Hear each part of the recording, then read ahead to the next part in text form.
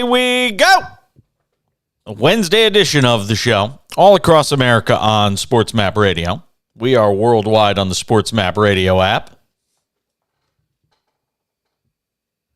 Pelicans beat the Mavericks tonight. Just finished watching that. It's on over my left shoulder. Well, I guess the right one if you're staring at the screen. I'll tell you, CJ McCollum, the shot making from him down the stretch in this game was wow. I mean, goodness gracious.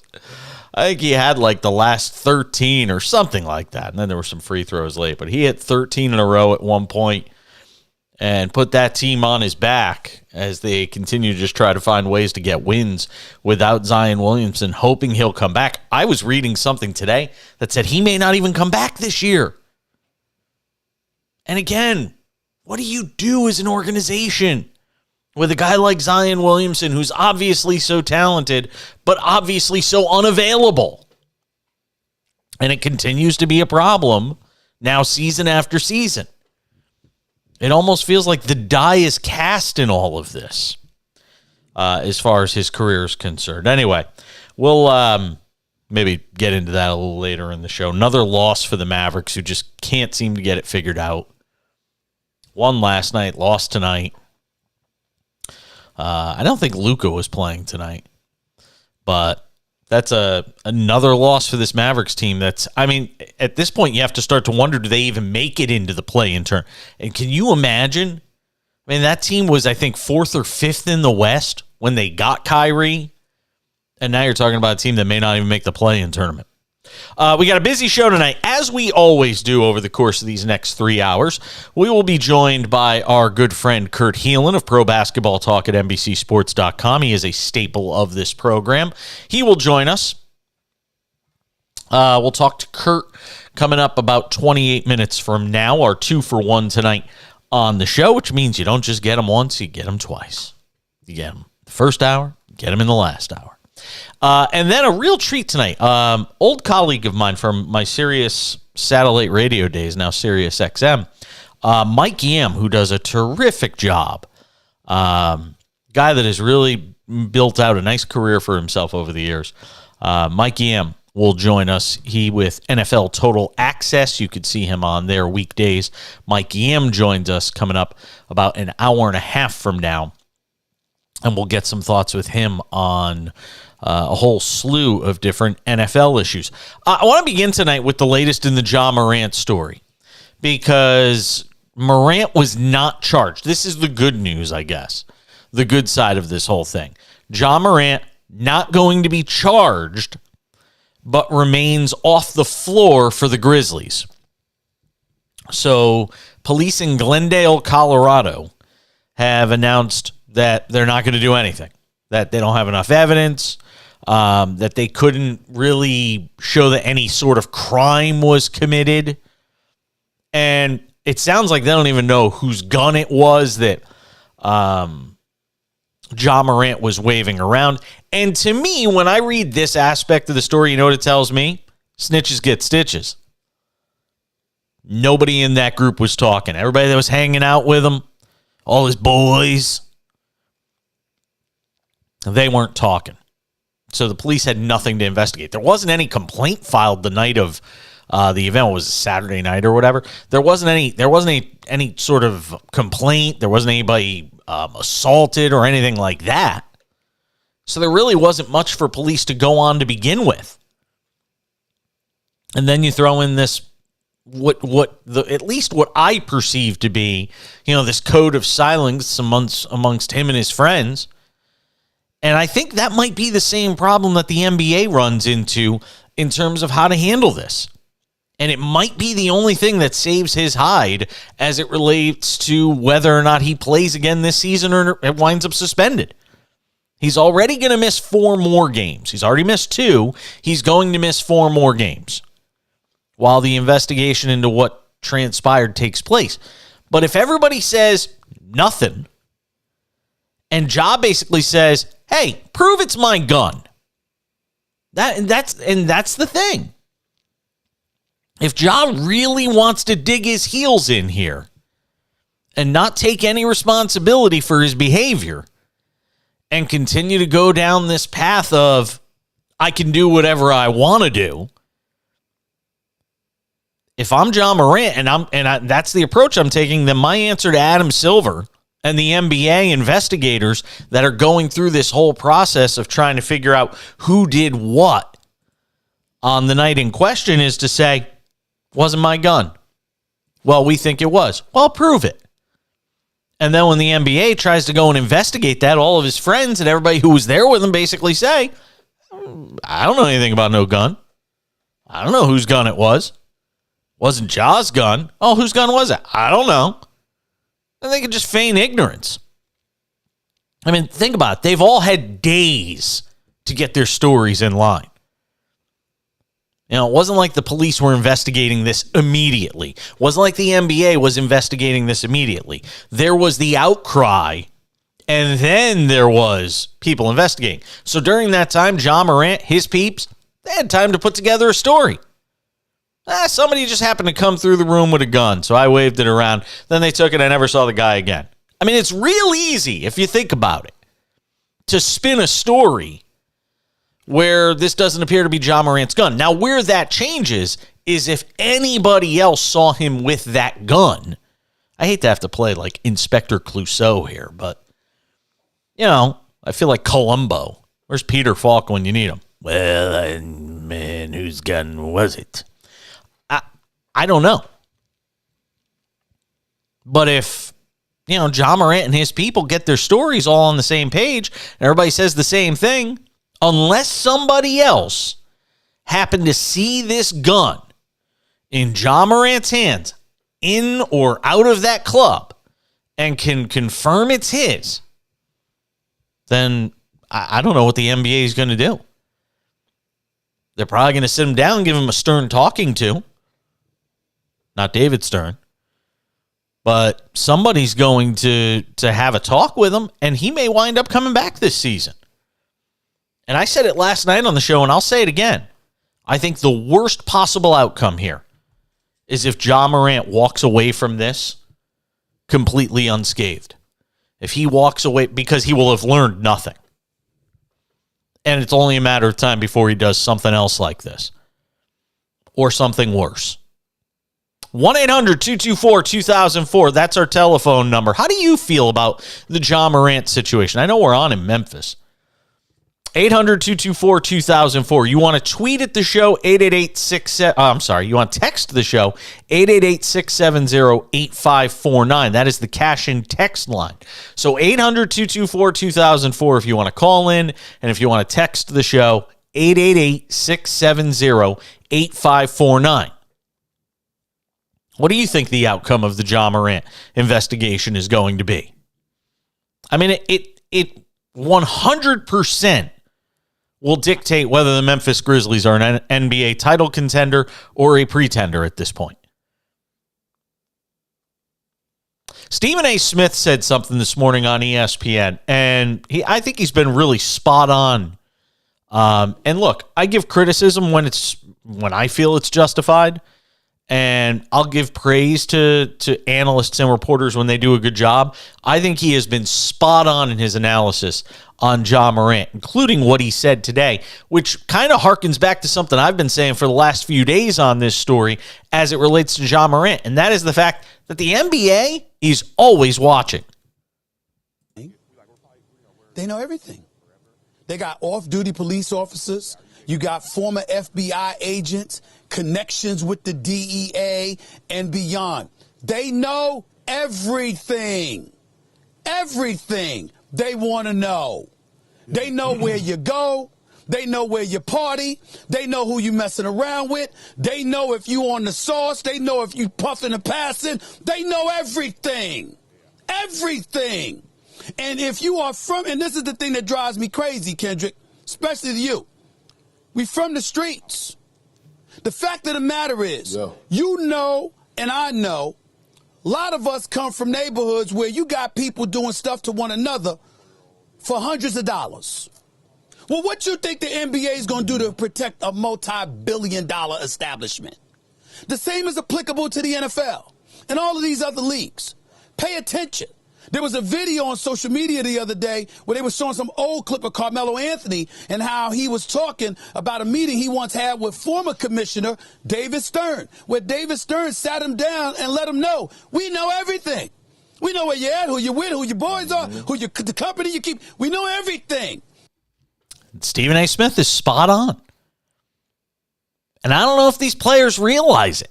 And I said this the other night. The league has all these different tools in their tool chest, so to speak. They know everything you're doing. And you made it a hell of a lot easier for them to know what you're doing when you're putting your business on Instagram Live. I just wonder how much of a fight he's putting up in terms of the investigation of this. If he's trying to make it sound like he didn't do anything wrong. Because he put out a statement which basically said, I take responsibility. But is he going to take responsibility to the degree that it potentially costs him the rest of the season? I don't know. Now he's out another 4 games.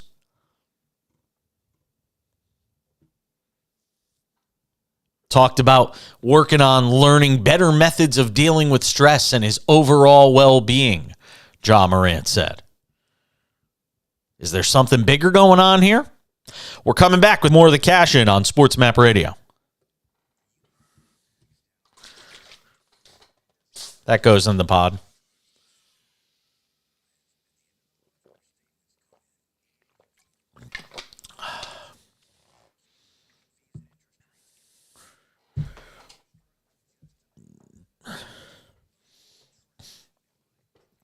Am I talking to you?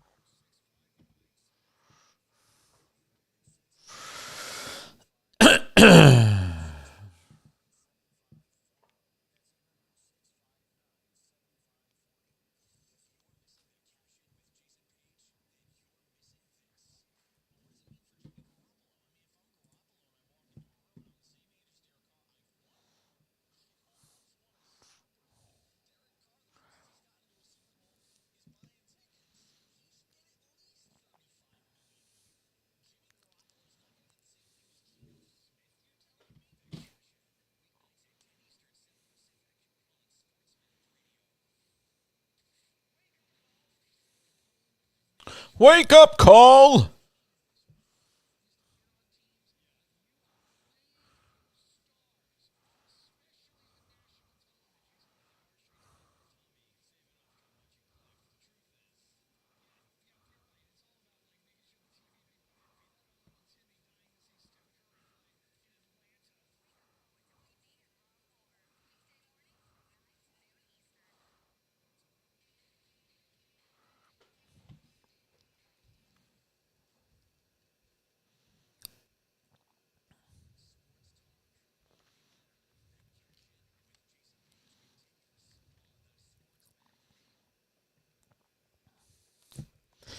Thank you for being with us tonight.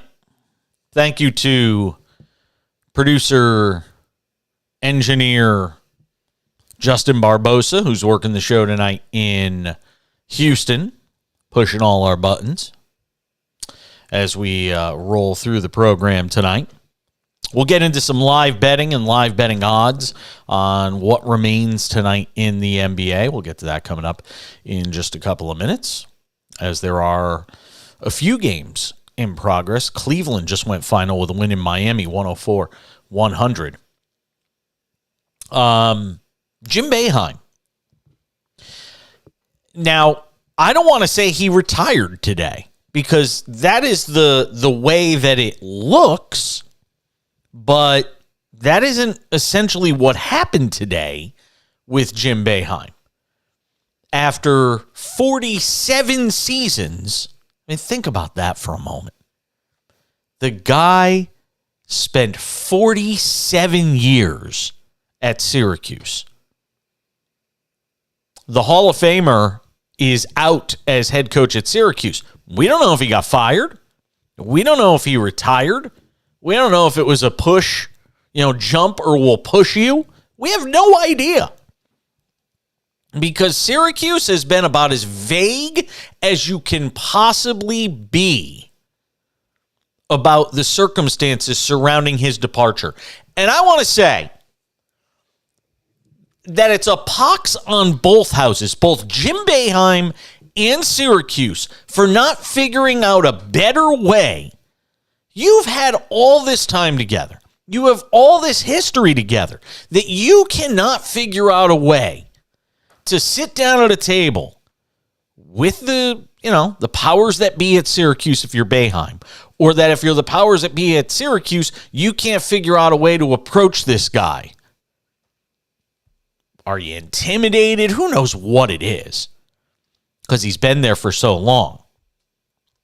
That they couldn't figure out a way to just come together to give fans and to give the game a better opportunity to understand exactly how this is done. Because now it's going to be spun, post facto, basically.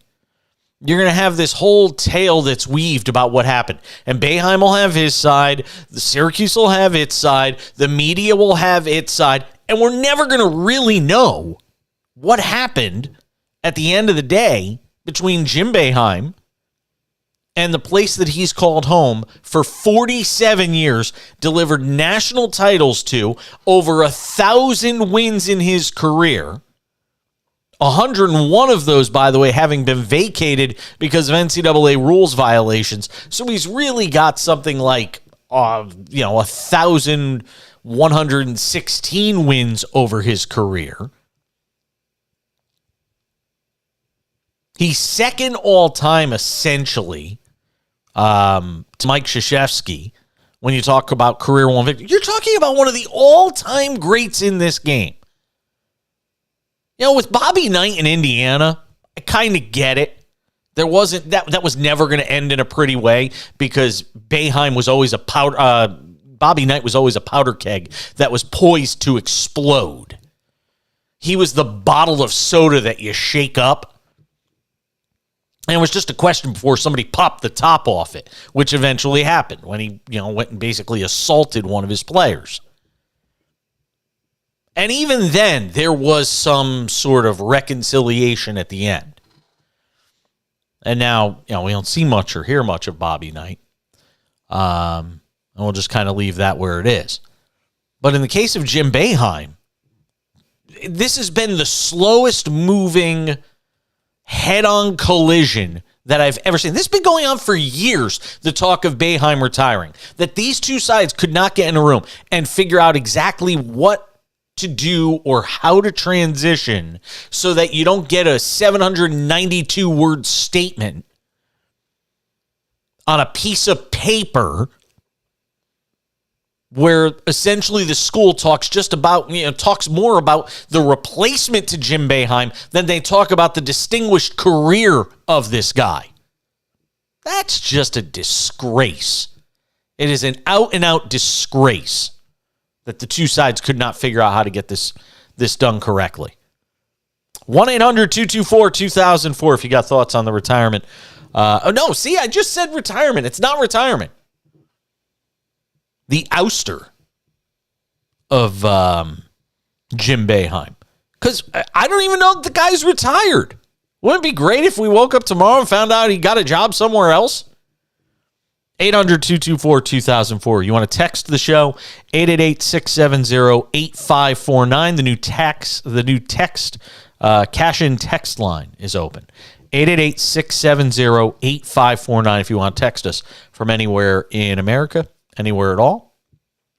Standard text messaging rates apply. But, I just don't know. I don't know. Here's what we know. This is the statement from Syracuse today. There's no doubt in my mind that without Jim Boeheim, Syracuse basketball would not be the powerhouse program it is today, Chancellor Kent Sverud said in a statement. Jim has invested and dedicated the majority of his life to building this program, cultivating generations of student athletes, and representing his alma mater with pride and distinction. I extend my deep appreciation and gratitude to an alumnus who epitomizes what it means to be forever orange. That came just a couple of hours after Boeheim lost to Wake Forest in the ACC tournament on a last-second buzzer beater in that game. And after the game, Boeheim hinted he'd retire, but said he was leaving it up to the university. As I've said from day one, when I started working here, the university hired me, and it's their choice what they want to do, Boeheim said. I always have the choice of retirement, but it's their decision as to whether I coach or not. It always has been. That's what Boeheim basically said at his presser today. You can hear from him in his own words. He did not want to have to, and I don't know where this stubbornness came from, that he did not want to have to say the words sort of I quit or I retire or anything like that. I think he was daring them to fire him. Because he had every opportunity to retire if he wanted to. None of this at all makes sense to me. All I know is you clearly had some lack of communication between the school and the higher-ups there and Jim Boeheim. There was clearly problems and some sort of strain between these two sides that you could not simply get the two sides into a room to figure out how they wanted to do this. Instead, you got Boeheim doing this earlier today. But I've just been lucky to be able to coach this long.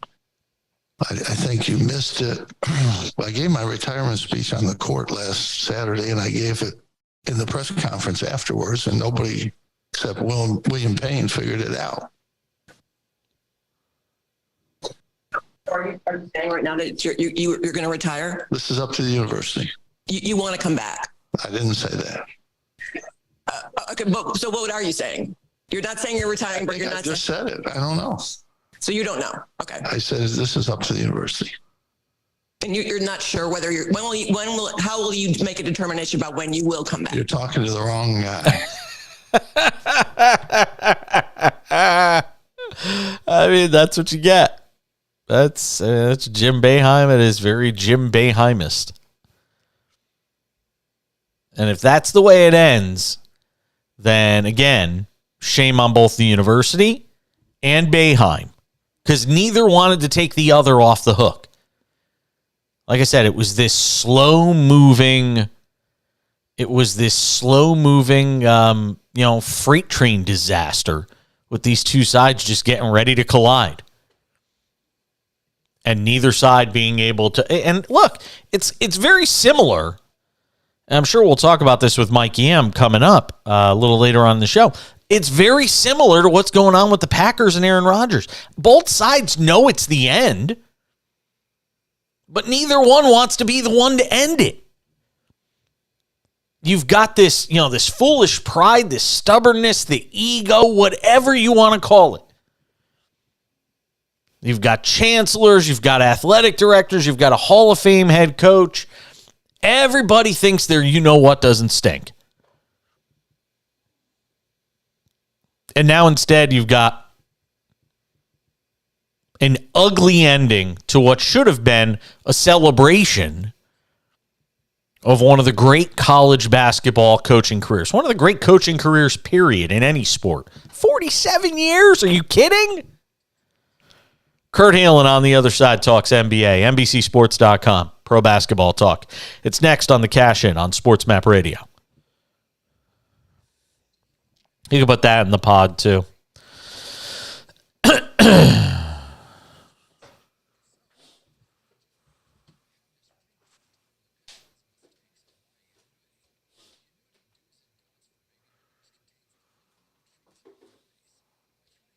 Jesus Christ.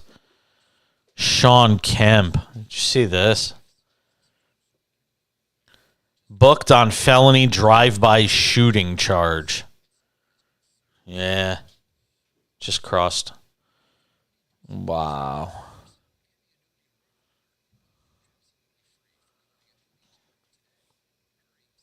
Altercation between occupants of two vehicles near the Tacoma Mall led to shots being fired. No injuries reported. One of the cars fled the scene. Gun was recovered. Kemp was booked on a felony drive-by shooting charge at 5:58. Eesh. Ay. Yeah.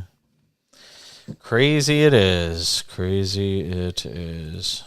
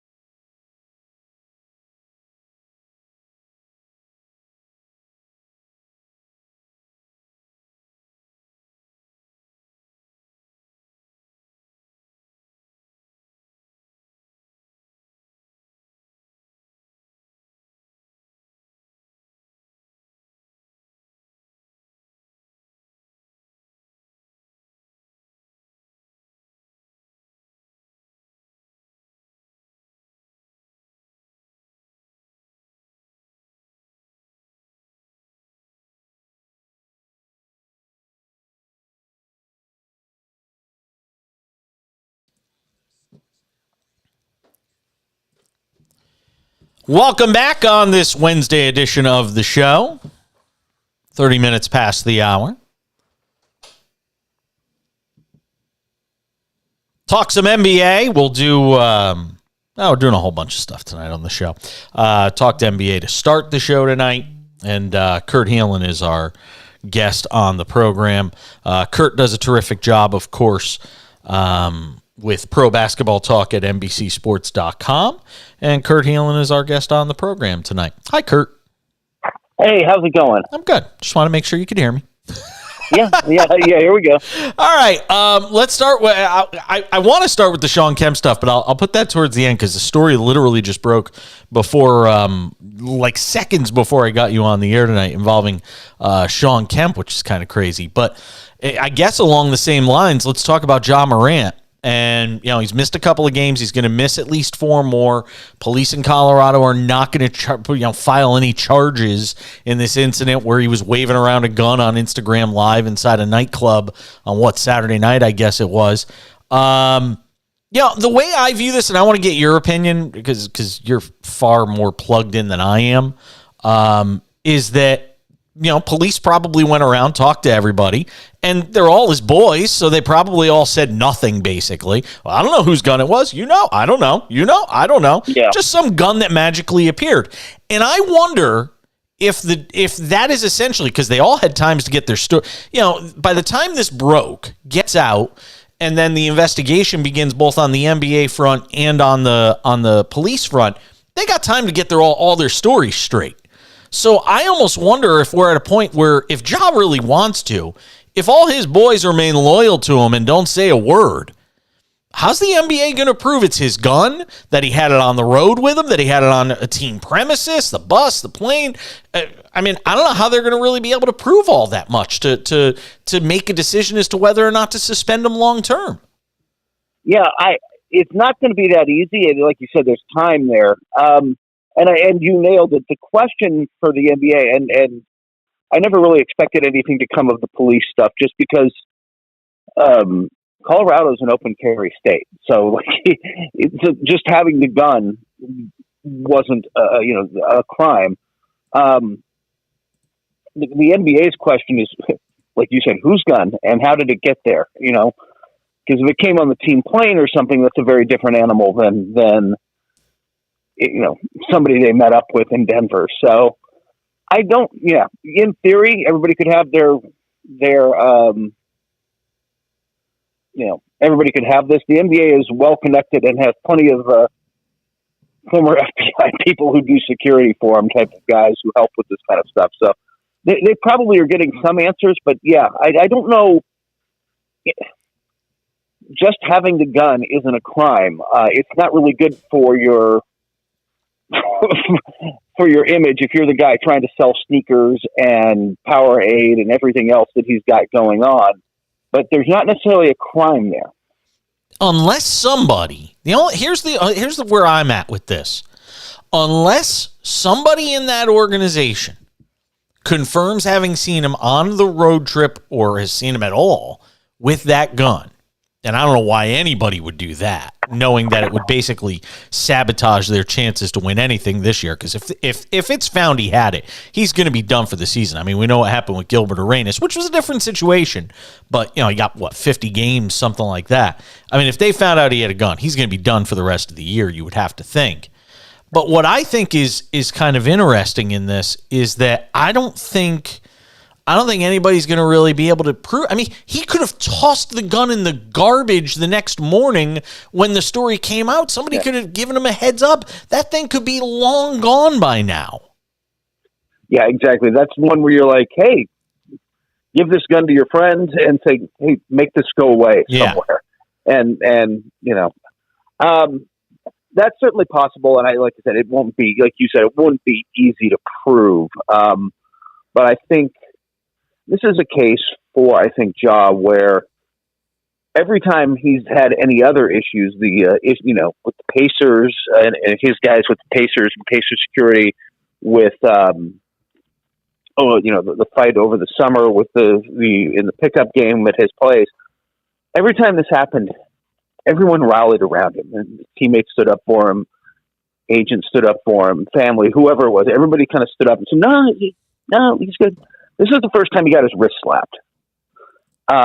how hard it's getting slapped is up for debate, but enough to get his attention. And I think ultimately for me, where I come down on this is that this is a 23-year-old guy at a pivot point in his life, and hopefully this is being used as a guidance situation, as a teachable moment, as opposed to searching out punishment. I would also say, by the way, in previous, the league's been all over the map. I mean, with gun stuff in recent years, there's been, what am I going blank? There was one guy who shot one off outside a club and he got like 7 games. Like, it just kind of depends. So we'll see. I don't know if they're going to put in, if they come down tomorrow, I don't know if they're going to sideline him for the rest of the season or not. I wonder, and you wonder if there's something bigger going on here when you look at the statement that said he'll get help while he's away from the team, talking about, working on learning better methods of dealing with stress, overall well-being. I wonder if there's something bigger going on here that we're just not privy to. That is possible. And there are people who have said that he's, look, he wasn't the most highly recruited guy out of high school. He went to Murray State, which is in Kentucky, but not exactly, it's a Walmart. Some guy wandered into a back gym and saw him playing and thought, wow, we should get him. Otherwise, who knows where he'd be. Right. And so, but I think the adjustment has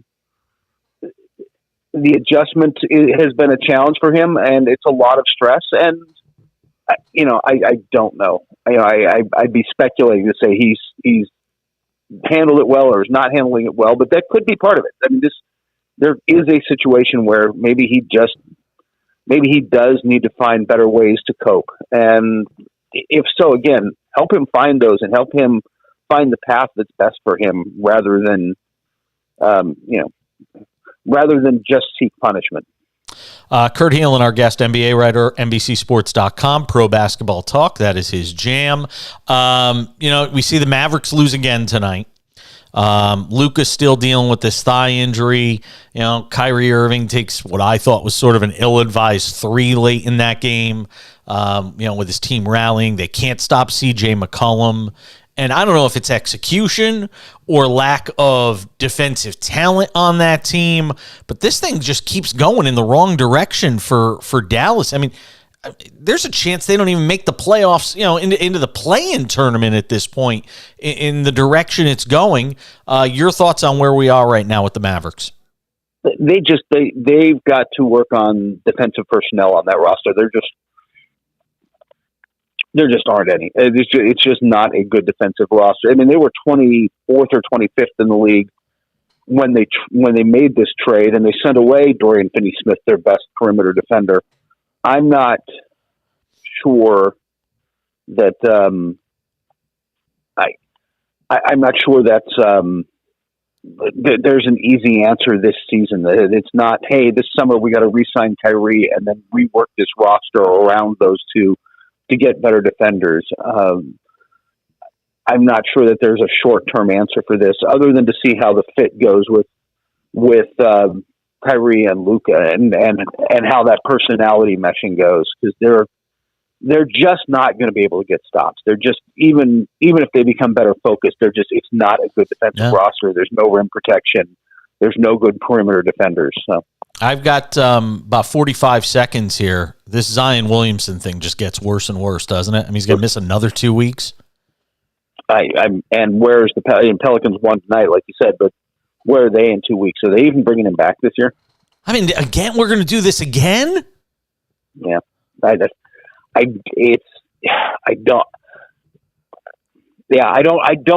don't know what to say. It's kind of, it's just a horrible situation with an unfortunate situation, but if he's just one of those guys now where, hey, we got 60 games out of him this year, that's a good year. Like, they just, and if get him healthy and get him to the playoffs and hope it works. Amazing. Kurt Heelan, NBA writer, NBCSports.com, giving us some time. Any news on LeBron before I let you go? Nothing that, unless there was something in the last little bit that I missed.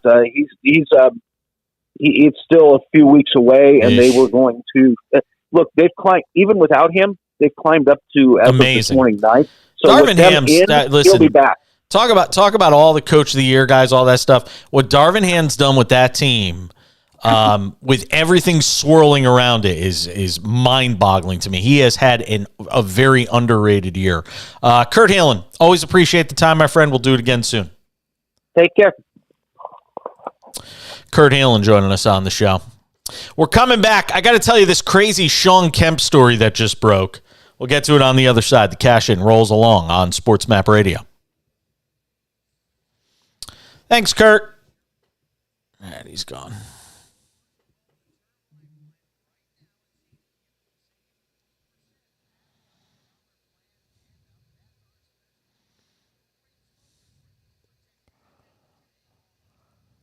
Yeah, I just saw that.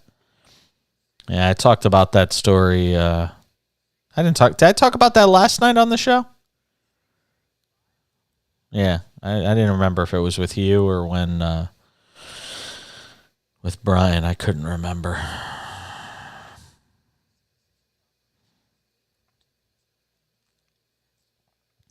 News breaking, fast and furious.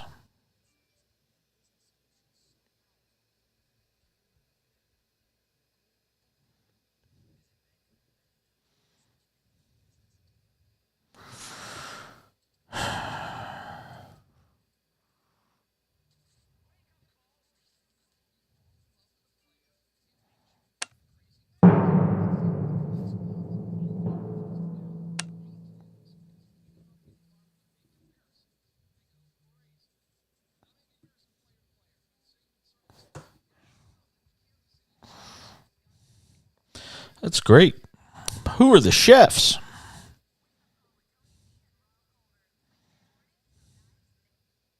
Nothing. Commercial. Old commercial.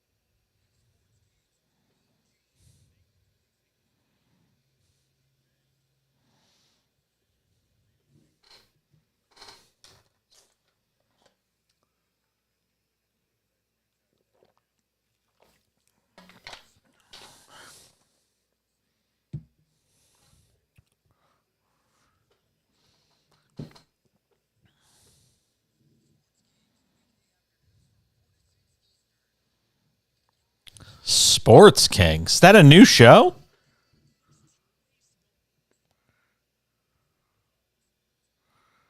Who is that dude?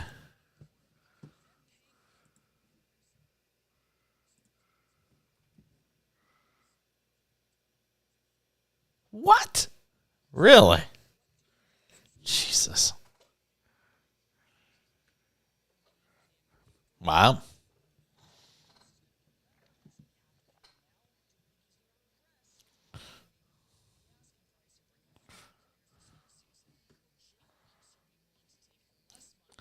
I talked to Belmer. I haven't talked to him in a while.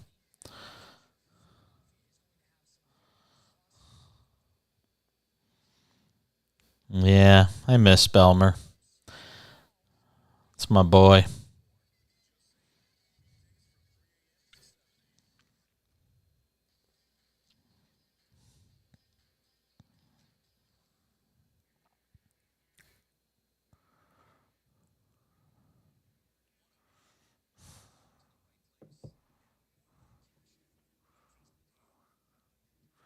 There's all sorts of news breaking tonight around the sports world.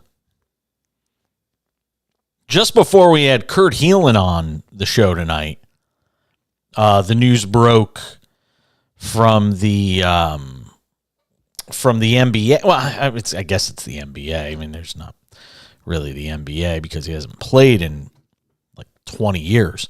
But Sean Kemp, man, if anybody ever played NBA Jams, the original NBA Jams, you know who Sean Kemp is. Oh, it was great. He's on fire. Sean Kemp, who played with the Seattle Supersonics, that's where he really made his bones in the NBA, arrested earlier this evening, booked in a Pierce County, Washington State jail in connection with a drive-by shooting. Tacoma police said an altercation between occupants of two vehicles near the Tacoma Mall led to shots being fired early Wednesday afternoon.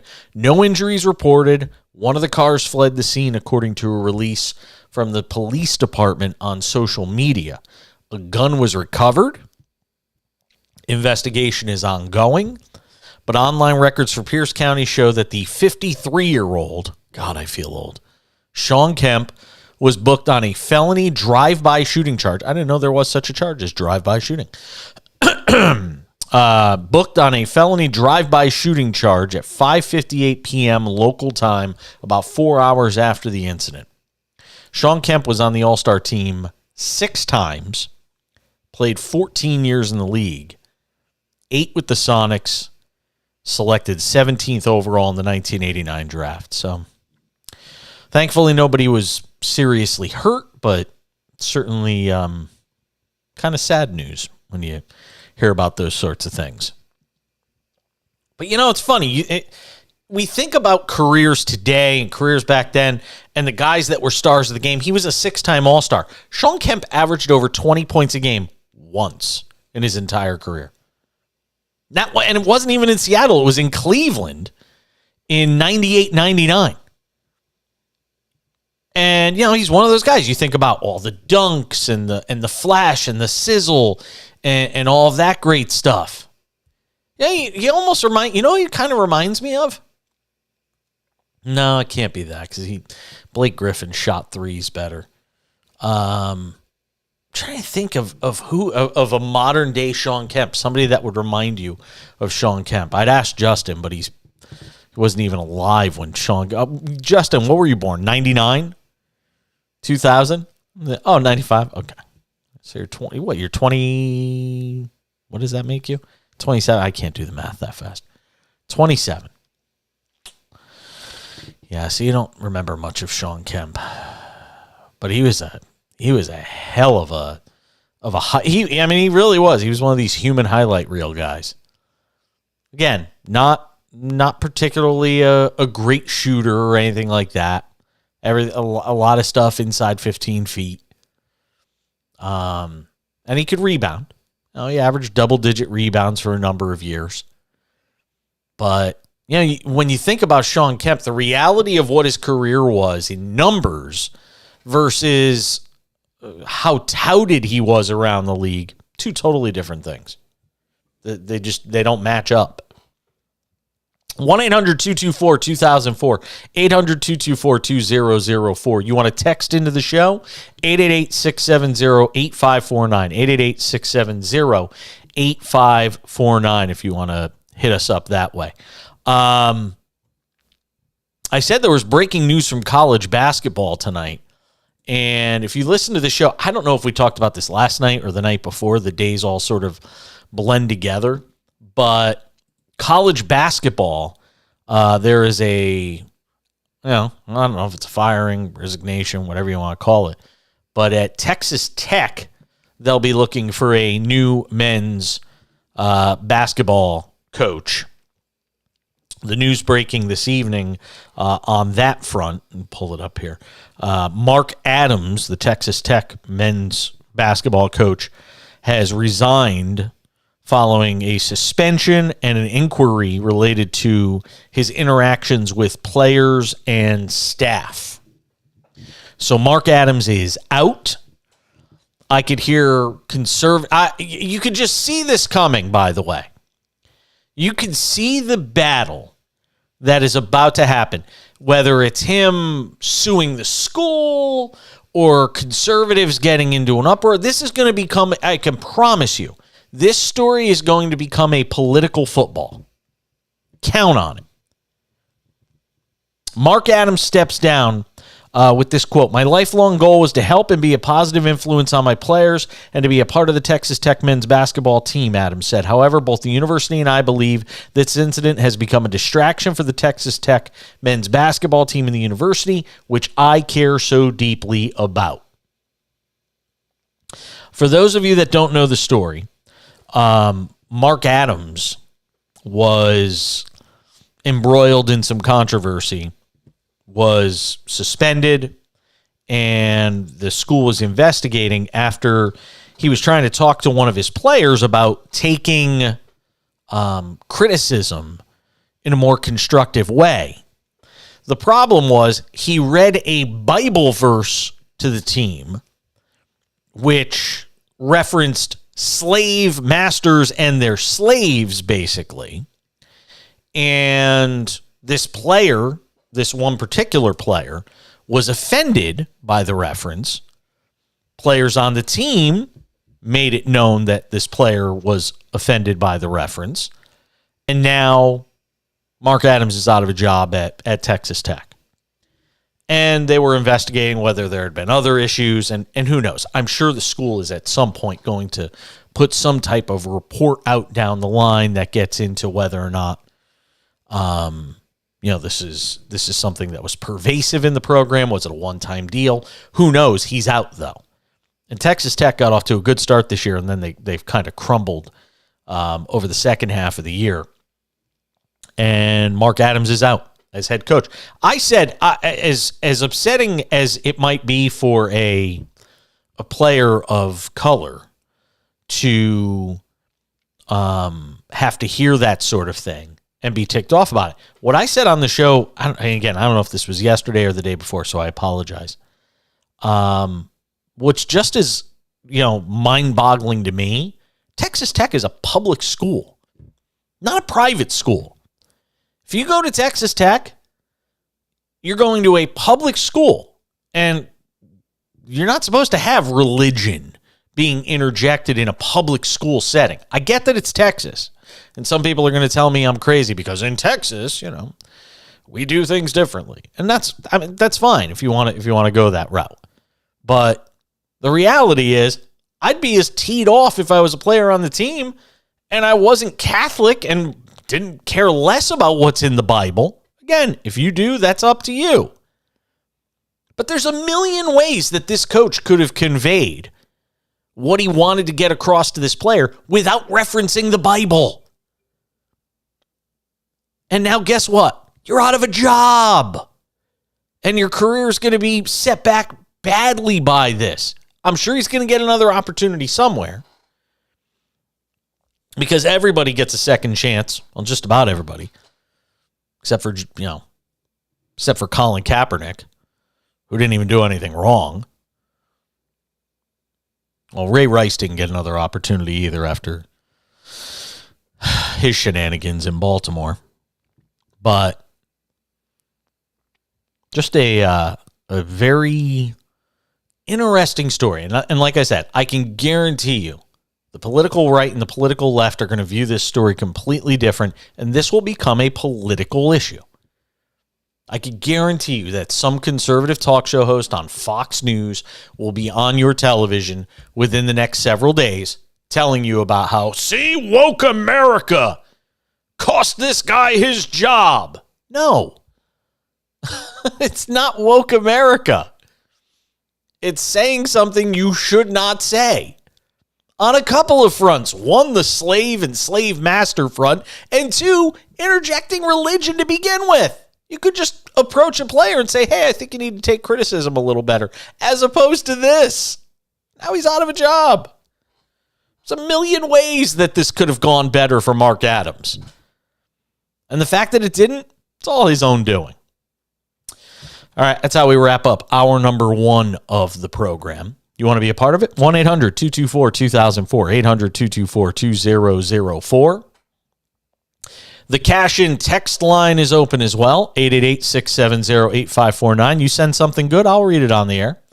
888-670-8549, the cash-in text line. Text us from anywhere about anything. Hour number 2, right around the corner. Tiger Woods is in the news? What is this about? We'll get to it next on the cash-in, SportsMap Radio.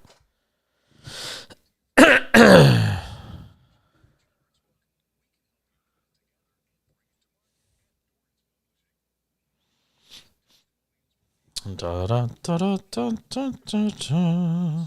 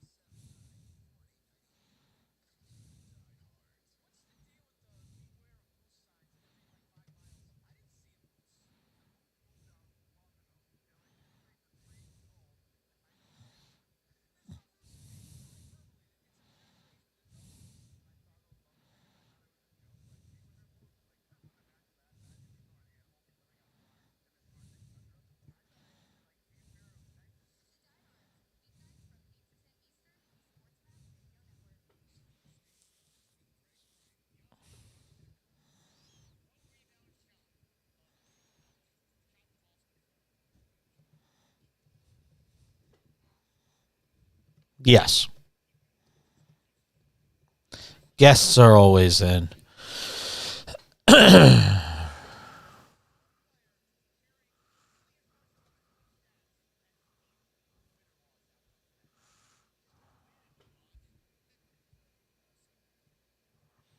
No.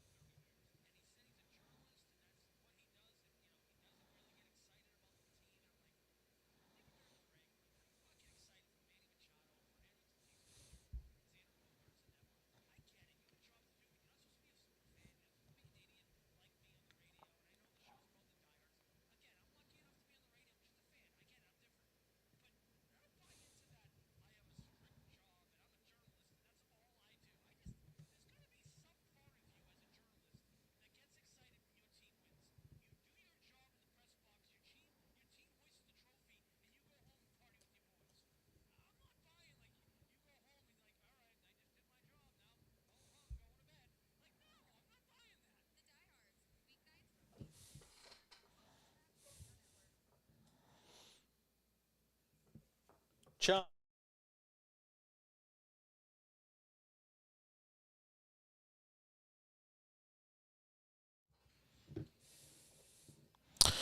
To do it.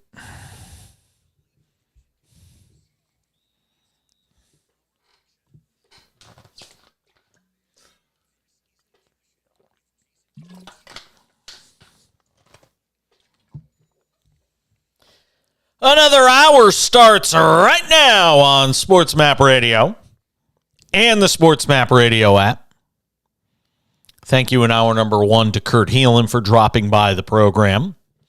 Pro Basketball Talk at NBCSports.com. Friend of the show. FOS. That's going to be the new way we reference friend of the shows. You like that, Justin? We're going to call it, if you're a regular on the show, you're just an FOS. FOS, friend of the show. That's it. And Kurt Heelan is certainly that. We always appreciate him joining us. Coming up in about 30 minutes, I can't wait to talk to Mike Yam. I worked with Mike Yam. Let me tell you something. When Mike Yam got out of Fordham,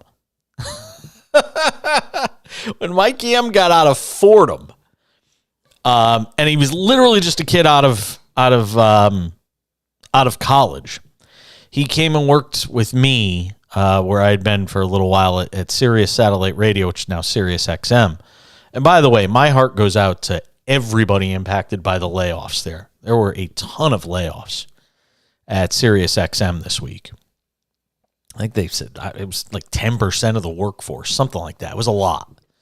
And I'm sure there are people I know that got let go in the upheaval there.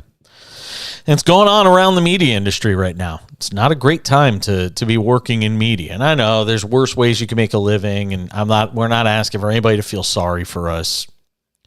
And it's part of the reason, and I harken back on this all the time, part of the reason why I made the decision. I said in 2016 when I got let go by NBC Sports, and it was basically a layoff. It was a situation where I made, they wanted to bring in somebody who worked for less. And they knew I wasn't going to work for less, so they basically let me go. But it's the same sort of thing. I didn't get fired. I got to do a goodbye show and all that, which is rare in the industry.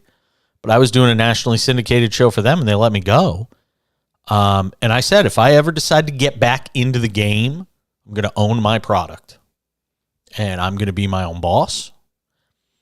And if I can't do that, then I just won't do it anymore. And I literally sat on the sidelines for 6 years because of the fact that there wasn't a situation that was conducive to me being able to do what I want to do. I mean, there were a couple of markets I would have worked in and gone to work for somebody, but wasn't able to get into those markets. So I said, I just won't do anything.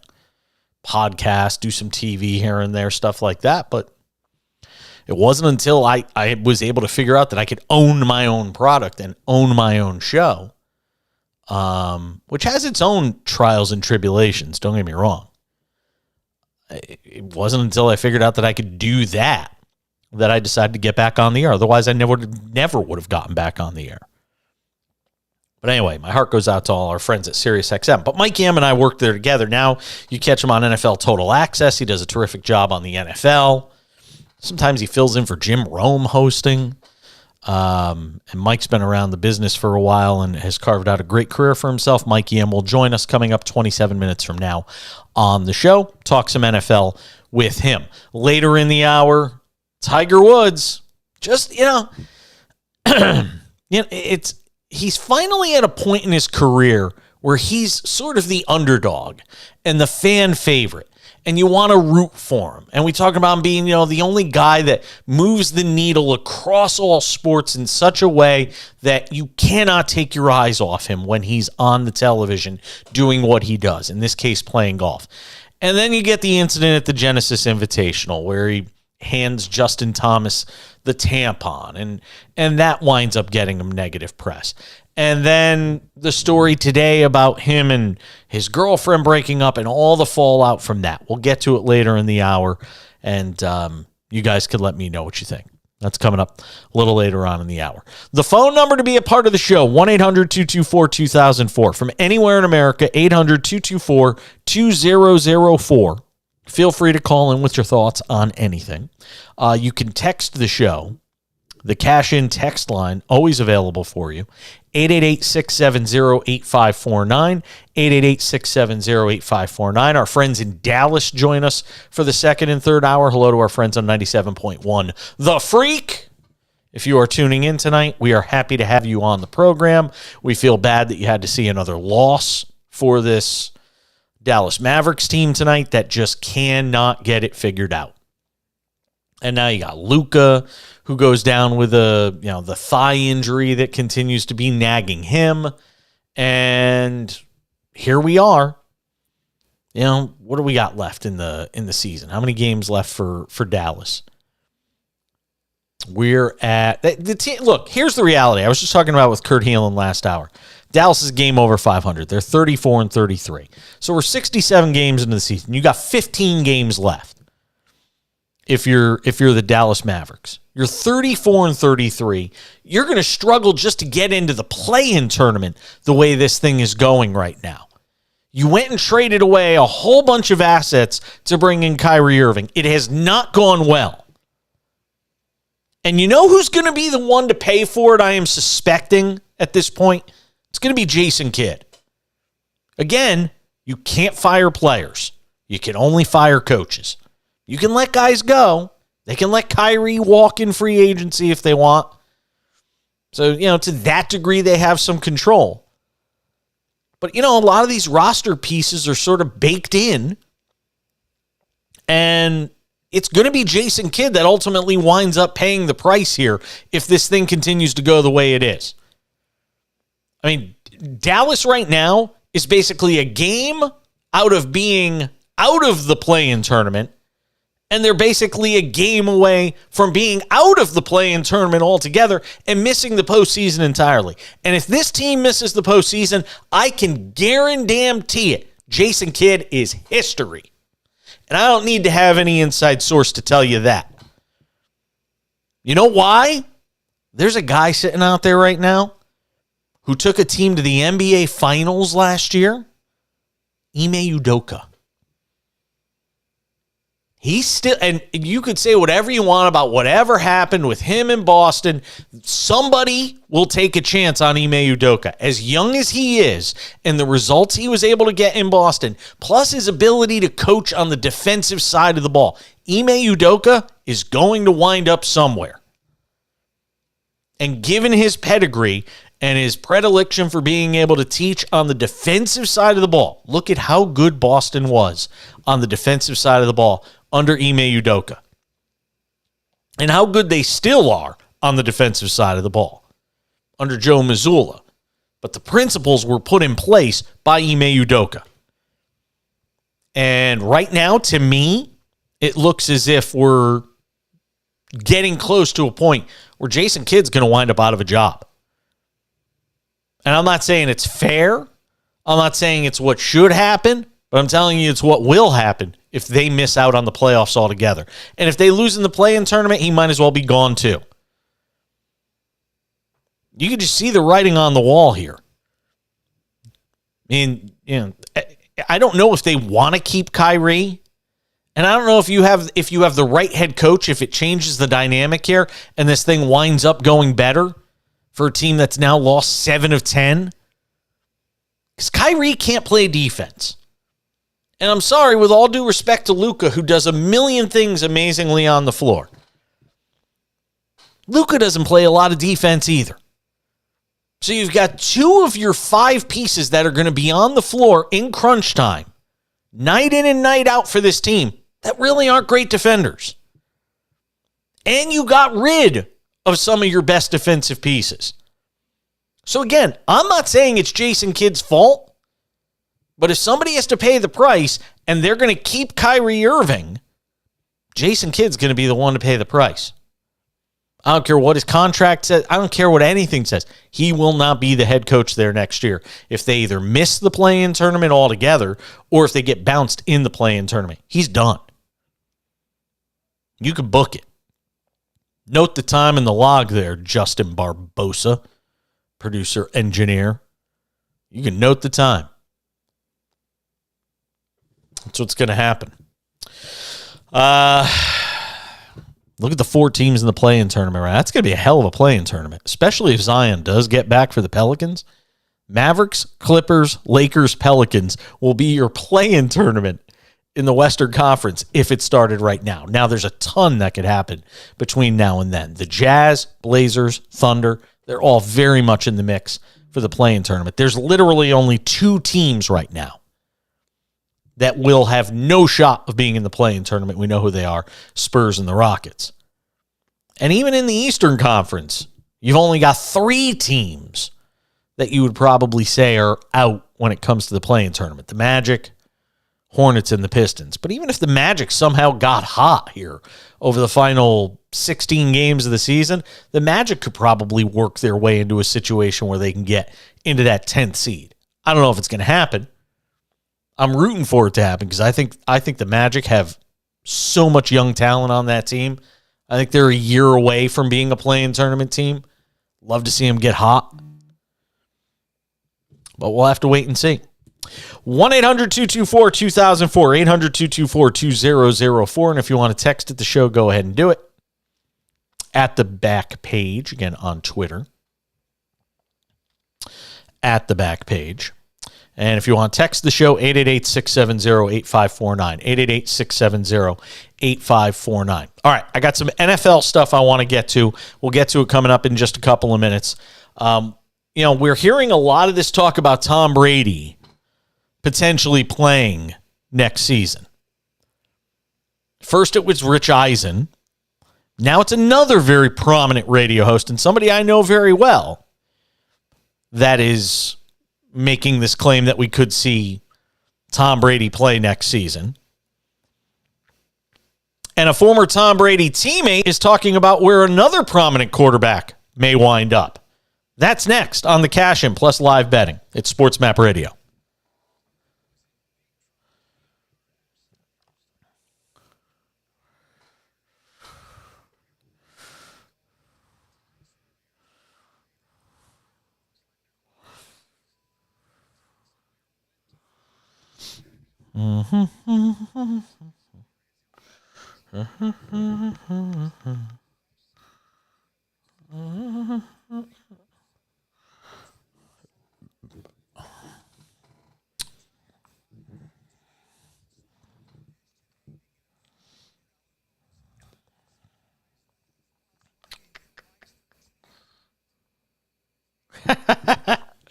Telling you, he's going to get fired. It's the only thing you can do. Change the voice. Different voice.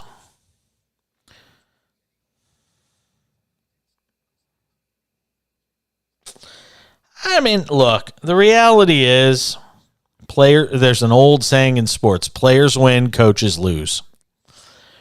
It's never the player's fault. It's always the coach. And it's the person that's just as much responsible for this is the guy that put the roster together.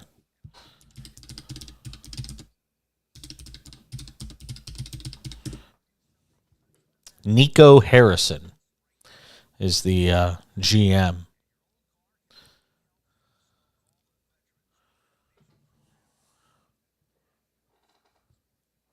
Yeah, it's just...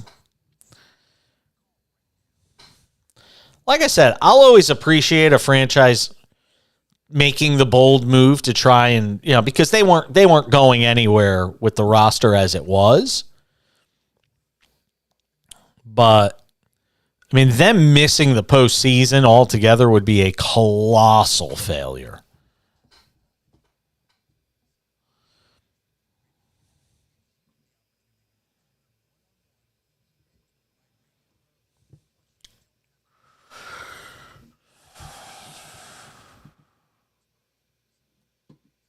Yeah. Yep.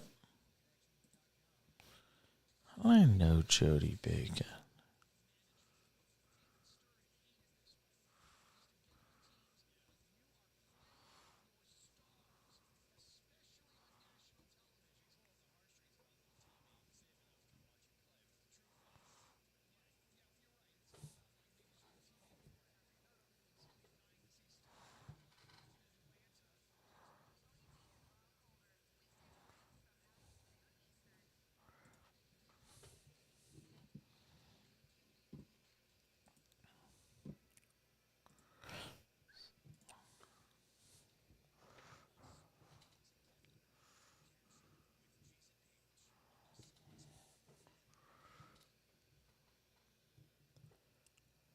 We proceed on this Wednesday edition of the show. Coming up in 15 minutes, Mike Yam stops by the show. NFL Total Access does a great job on that program. We'll get some thoughts with him on a couple of quarterbacks that are, you may have heard of them. Lamar Jackson, Aaron Rodgers.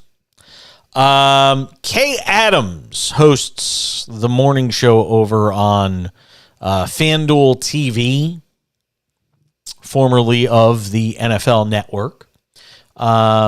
She's frequently got, Rob Gronkowski is to her what Aaron Rodgers is to the Pat McAfee show, if that makes any sense.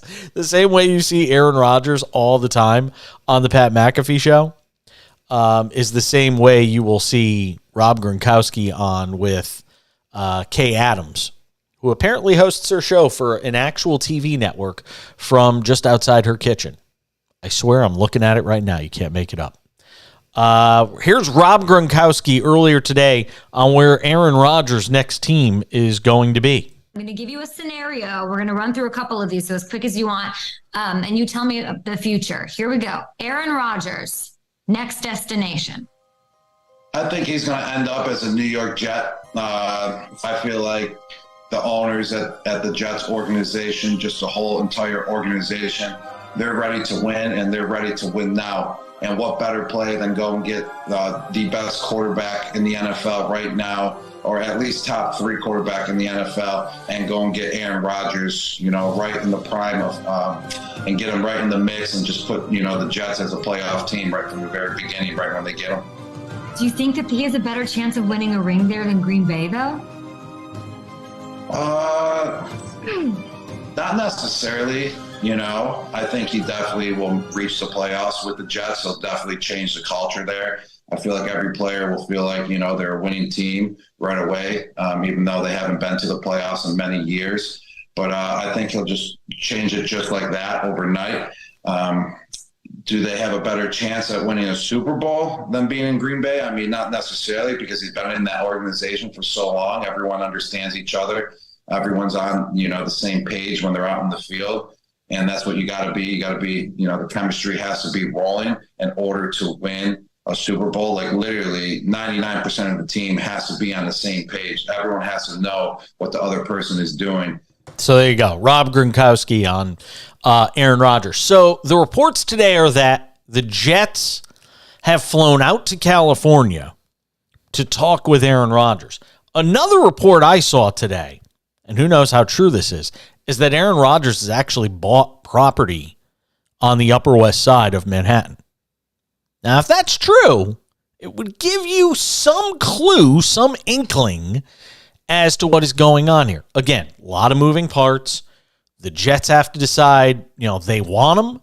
The Packers have to decide they're willing to trade him. The two sides have to be able to agree on compensation. Rodgers has to decide that he wants to continue playing, which we still haven't found out. And the last time I checked, he told us he wasn't going to make everybody wait long. But every time I hear that, he keeps making everybody wait. Which is why I think he's just enjoying every single second of this. I think he knows exactly what he's doing.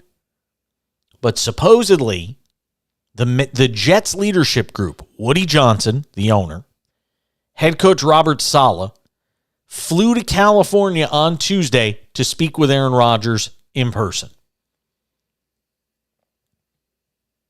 I mean, look, the Jets will be a playoff team with Aaron Rodgers. Are they a Super Bowl contender? Woody Johnson thinks they are, which means he's going to give up anything you want.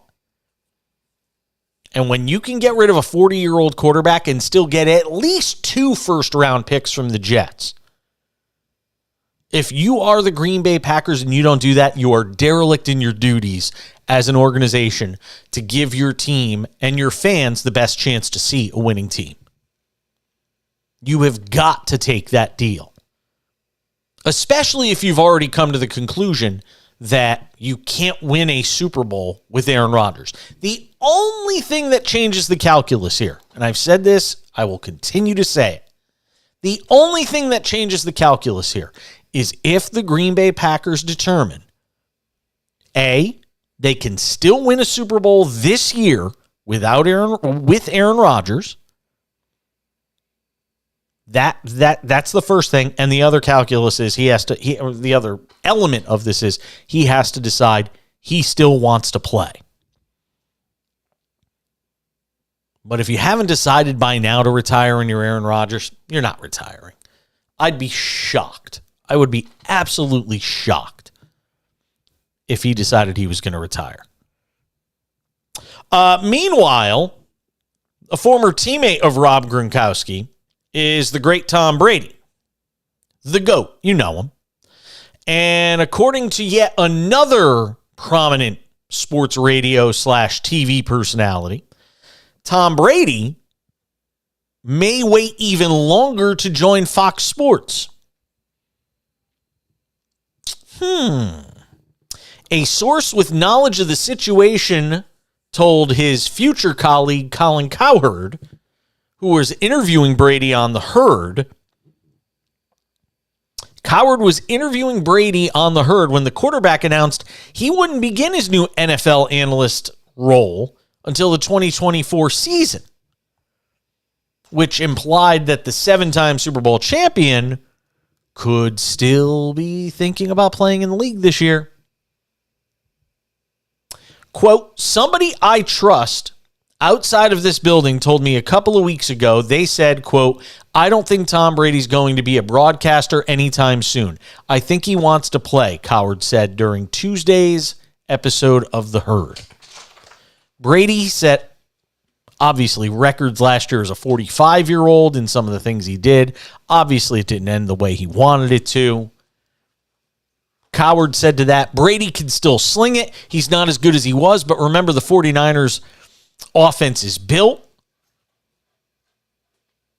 I think they can win a Super Bowl with Tom Brady at quarterback next year. I am not even the slightest bit fuzzy on it. Matter of fact, if Tom Brady announced tomorrow he was playing for the San Francisco 49ers, I think they become the odds-on favorite in Vegas to win the Super Bowl.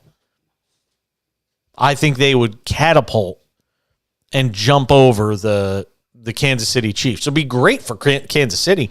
It'd give them another argument about, nobody respects us.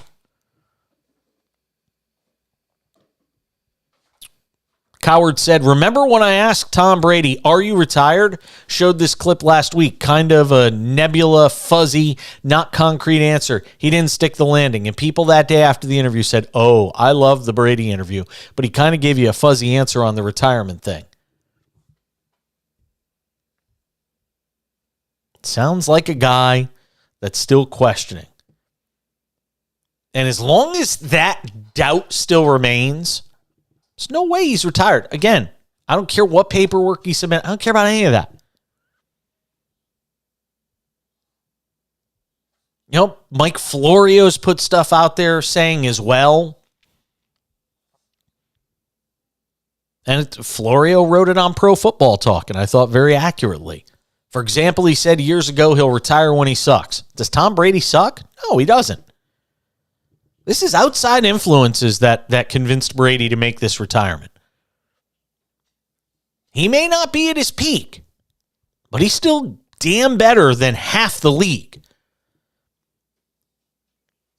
And all of those intangibles, and I am not an intangible guy, but when you're talking about somebody who's 45 years old, there's a damn ton of intangibles that give you an edge over everybody else. Anyway, we'll see. We'll continue to follow it. We'll continue to follow the clues, the breadcrumbs, wherever they lead us.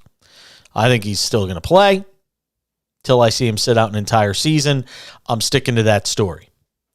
We have not done a single thing with live betting on the show tonight. I am sorry to say. Clippers lead the Raptors 51-49. It is the only game still going on in the association as we speak. And right now it's Clippers minus 2.5, minus 164 on the good old money line. I would take the Clippers minus 2.5. Matter of fact, let's make it an official bet. Clippers minus 2.5. That is our pick. Clippers minus 2.5 if you can get it at that number. If you get it at anything else, I am not responsible, but if you get lower than that, then great.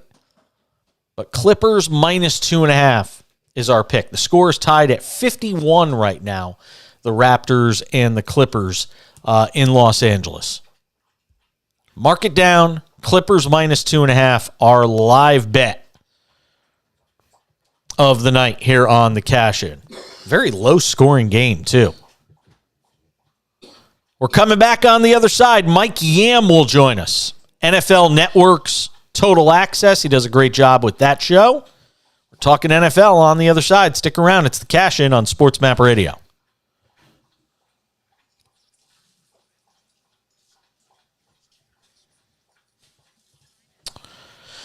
All right, Justin, I have got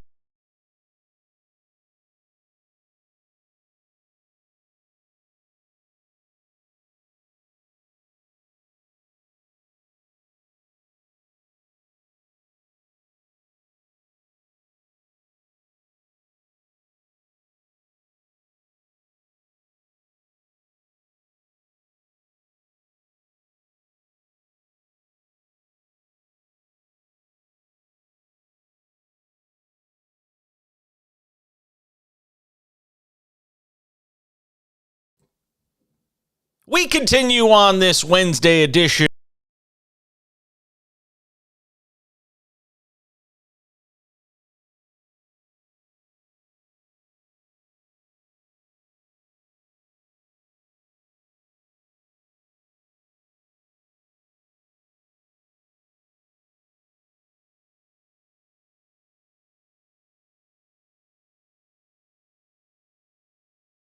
Yeah, that's why I'm a little wary.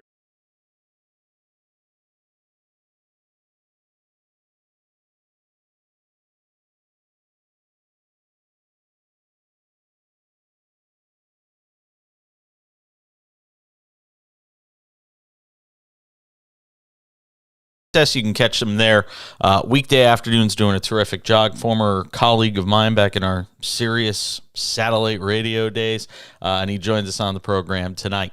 Mike, no shortage of news around the league right now. Obviously, the Aaron Rodgers stuff is sitting out there, but start with Lamar Jackson. What was the level?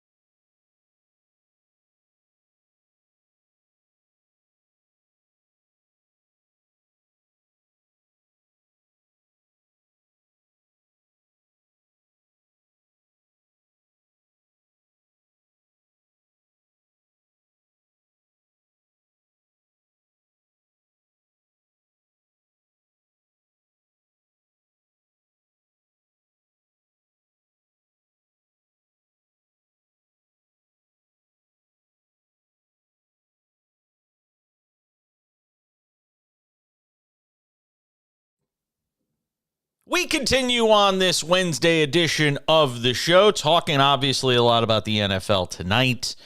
There really is no off season. I feel like I work someplace that used to say that all the time. Mike Yam is our guest tonight on the show. NFL Network Total Access. You can catch him there weekday afternoons doing a terrific job. Former colleague of mine back in our Sirius satellite radio days, and he joins us on the program tonight. Mike, no shortage of news around the league right now. Obviously, the Aaron Rodgers stuff is sitting out there, but start with Lamar Jackson. What was the level of surprise? I mean, you work in a pretty NFL-centric place. What was the level of surprise at the Ravens' decision to go non-exclusive tag versus the exclusive tag? Yeah, and just for context, and I'm glad you bring it up because I think some audience members might just be like, oh, they just tagged him. Well, there is a difference. The non-exclusive tag gives Lamar the ability right now to go and basically shop himself, and whatever the best deal is, Baltimore will get an opportunity to match it, and if they don't, they'll get compensation, which is the equivalent of 2 first-round picks. It is significant. I was mildly surprised there. Jason, these two sides have been at this now for, well over a year, and the fact that we still haven't inked a deal, I think the Baltimore Ravens are sitting back and just sort of saying, you know what, at this point, we're so far apart. If you can go and get the deal, if you think you're worth it on the market, go and get it. And even if he does get a huge deal, I still find it really hard to believe that the Ravens won't match that offer. He's 26 years old. He's a former MVP. Clearly the focal point of that offense. I think he's like 45 and 12 or something along those lines in the games at which he's played, and they've struggled mightily in the games that he hasn't played. So I think either way, we net out in a situation where Lamar Jackson is still probably playing for the Baltimore Ravens in week 1. Do you get the sense, because you work with both former coaches, player personnel guys, players, do you sense a divide in how this story gets treated by the players you work with versus the coaches and former GMs and people like that you work around, in terms of players who say, he should get his money, he should get paid, the market dictates it, Deshaun Watson got this, and then coaches and GMs that are basically saying, well, just because the Browns jumped off a cliff doesn't mean everybody else has to go and follow them. Yeah, there's definitely a divide. I don't know if the divide is necessarily player, coach, front office person. I think it's, just the individual. Because I've heard Thomas Davis is a really good example where TD has said, hey, I don't think they should go and pay him massive amounts of money, because if you look at the teams that basically have, rolled up the truck with bags of money, those teams, when they allocate that much of their salary cap to just one player, and granted, everyone needs the quarterback, generally speaking, those teams haven't had success. Now, you can make the argument, and the argument is definitely sound. Patrick Mahomes, that average per year, which, by the way, when he got the deal, the number was gaudy because it was $500 million, but it wasn't crazy. Right now, that average at 42 a year, I think is what he's getting right now. That puts him in the top 5, but Aaron Rodgers has won at over $50 million. So I think some people say, look, this is a guy who has not made a ton of money. And I say use air quotes around that because it's all relative. But keep in mind, coming off of that third season, his MVP season in 2019, this was a guy that was making $1.7 million a year. Had Lamar not been representing himself, Jason, I don't know if he plays and we're in the situation that we're in now. I think most agents, and Lamar does represent himself, most agents would have gotten a deal probably done coming off that MVP season. Go ahead. Finish what you're saying. No, so I just think that deal gets done then, and we're not having this conversation now. The Ravens aren't having to pay more money. And I think what's fascinating about this is the price continues to go up. So the longer this goes, the more money they're going to end up paying him. Look, Joe Burrow is going to be up. Justin Herbert's going to get a new deal. There's already rumblings about Jalen Hurts. You're telling me, what do you think those deals are going to be? If I'm Baltimore, I try to get this thing done.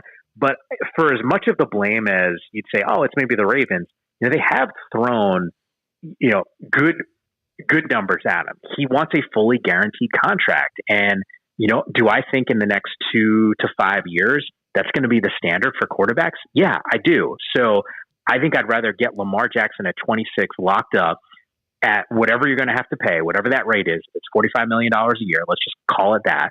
I think you're going to end up making out better in the long run. Could it mean that they're vacillating in their thinking, though, as it relates to whether or not they truly believe, whether because of injury, whether because of the accuracy of quarterback, whether there is a question in their minds as to whether he's the guy to lead them to a Super Bowl? Because if you make the determination ultimately, and this goes back to something we'll talk about in a second with the Packers, if you make the determination ultimately that you don't believe he's good enough to lead you to a Super Bowl, then you offer him what you offer him and hope he takes it, and maybe he can get you there, as opposed to paying him the money that says you should 100% or as close to that get us to a Super Bowl.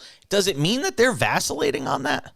You know, Jason, it's a good question. I hadn't thought about it in those terms because I think there's less of a question about Lamar Jackson being able to lead you to a Super Bowl and more of a question of, am I going to have Lamar Jackson for an entire season and a playoff run and potentially play in the Super Bowl because of health? You know, we've seen him at his best. He's dynamic. I got to imagine that front office and that team feels like they can win a Super Bowl with Lamar Jackson on their side. And I think the bigger question is, can he stay healthy with the style of play at which he operates for a full season? I think that's where the hedge is on why we're not talking about a guaranteed contract. Because if you said, hey, prolific numbers and production, let's just say it's another quarterback who just does it differently, right? Like Lamar's a guy that could take off and he's dynamic with his legs. But let's just say we were talking about a traditional pocket passer who had the same type of production, you know, was an MVP, you know, a couple times in the Pro Bowl. Would you be less concerned about giving him a guaranteed contract? I think the answer might be no. I think you're just concerned because you just don't know with his style of play if he can stay healthy. Mike Yam, NFL Network Total Access, giving us some time on the show tonight on a host of issues around the NFL. Shift over to Aaron Rodgers, because I think the Packers thing, you know, to me, should be kind of clear cut in that you ask yourself the same question. If you make the determination as an organization that even if we have Aaron Rodgers next year, we're not a Super Bowl team, and you have to pay him that huge bag of money, to me, it's pretty simple, and you say, all right, we've got to figure out a way to move on gracefully, in a dignified manner that is deserving of a guy that's accomplished what he's accomplished, but that we have to move on. And obviously that has to be done in concert with Aaron because of the fact that he's talked about potentially retiring, and that's the wild card in all of this. He could say, hey, I don't want to play for the team you're going to trade me for. I can retire. So there is some complication there, but it seems to me that both sides are sort of dragging, as much as everybody likes to get on Aaron, and I'm the first one to get on him, about, you know, the way he kind of drags us all out, my days in darkness, blah, blah, blah, doing podcasts and everything else. It to me seems like the Packers are just as much to blame for this dragging out as long as it is. Well, they've enabled them to be able to do this. So I think from that perspective, you're accurate. But we did this dance a year ago, Jason. Like, the fact that we're having this conversation again, knowing what the money is, like, I am floored that this is still happening. And I do think that there's a real question about the investment that is going to have to be made to Jordan Love to try to figure out if he's the guy.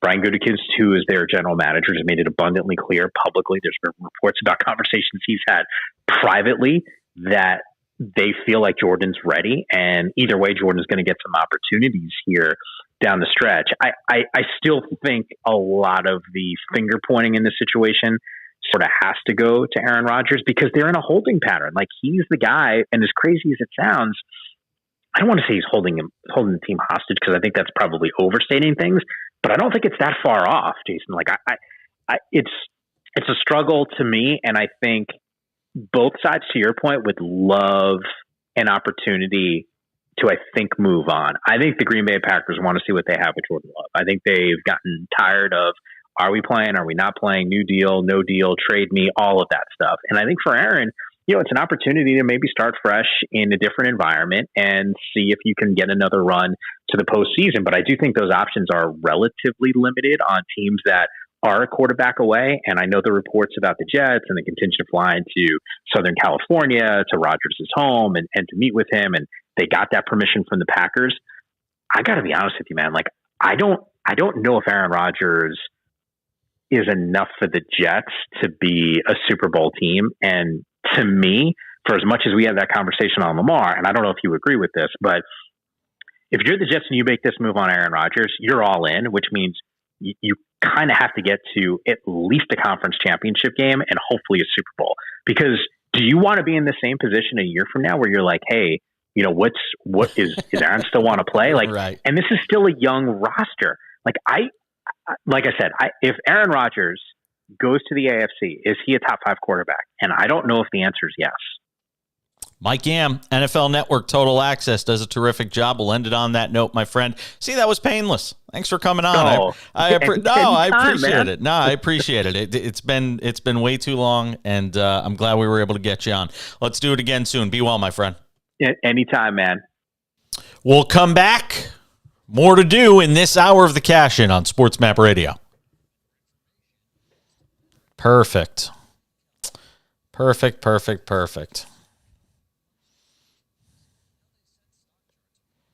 Yeah, I did have to come back out because I forgot I left it open at the end, so I had to throw to break.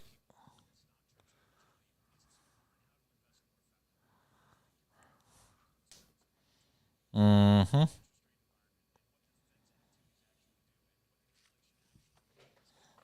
Come on, it's a nice day for white wedding.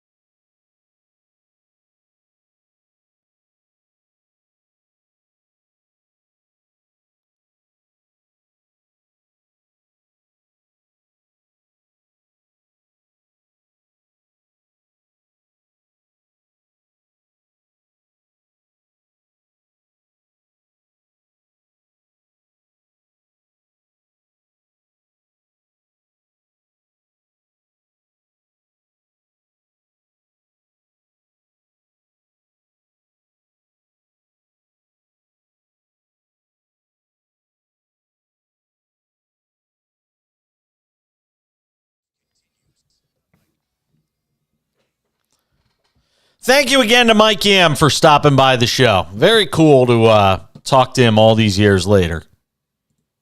I mean, not that I hadn't talked to him at all, but I actually talked to him on a show. It's kind of cool. So glad to talk with him, the great Mike Yam of NFL Network and Total Access, which you can catch him weekdays. Check it out. He's also on Twitter, I think, Mike_Yam. If you're looking for when he's on, I'm sure you can find out at that spot. So, Tiger Woods is back in the news, and probably not for the reasons he would like to be back in the news. We'll get to that coming up in 15 minutes. I won't often talk about the WNBA on this show, not because I don't like it. I actually love women's basketball. It's the purest form of basketball.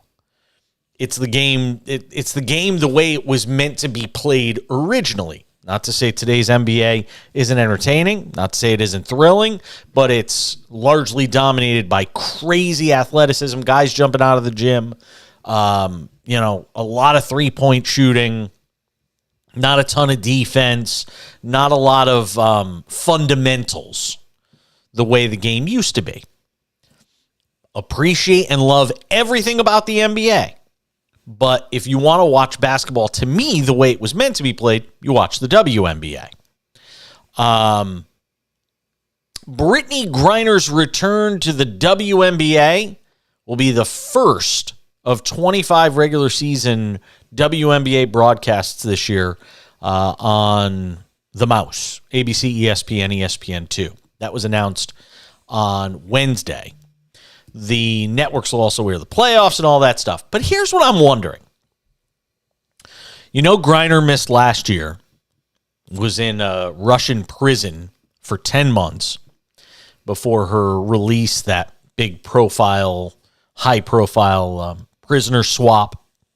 She is going to make her return with the Mercury as they visit the LA Sparks when the season tips off May 19th, 11 p.m. Eastern on ESPN. And that's going to do, I have to think, it's going to do a big ratings number.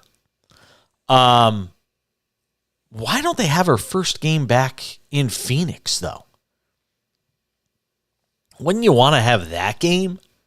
I mean, the game that I want, if I'm a fan of the WNBA, is her first game back in Phoenix. That's going to be the tearjerker.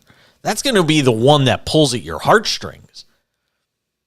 I mean, look, in LA, I think they'll sell out that place for that game, but it's 11 p.m. Eastern.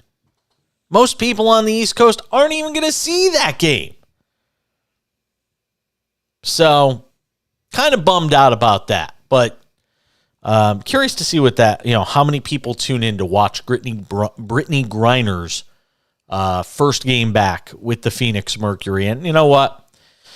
You just hope for a happy ending to that story for everybody involved, that she'd come back, be the player that she was, be happy, be healthy, and get back to doing what she loves, which is obviously playing basketball. And last thing I'll say on this, and then I'll move on because there's another NBA story I want to get to before we wrap up the hour. By the way, our live bet is just killing it right now. Whether you got it at 2.5 or 3.5, the Clippers are up 9 with 1:37 to go, third quarter, over on ESPN on the Raptors. So we're on our way to another victory when it comes to live betting on this show, which just continues to be, we just continue killing it. There's just no getting around it. Our friend Dave in Connecticut, dude's making bank because we're giving winners. And if you're not taking our winners, that's on you. But every night we're giving you live winners on this show. Clippers now 81-70 late third quarter. Got him at -2.5. Boom.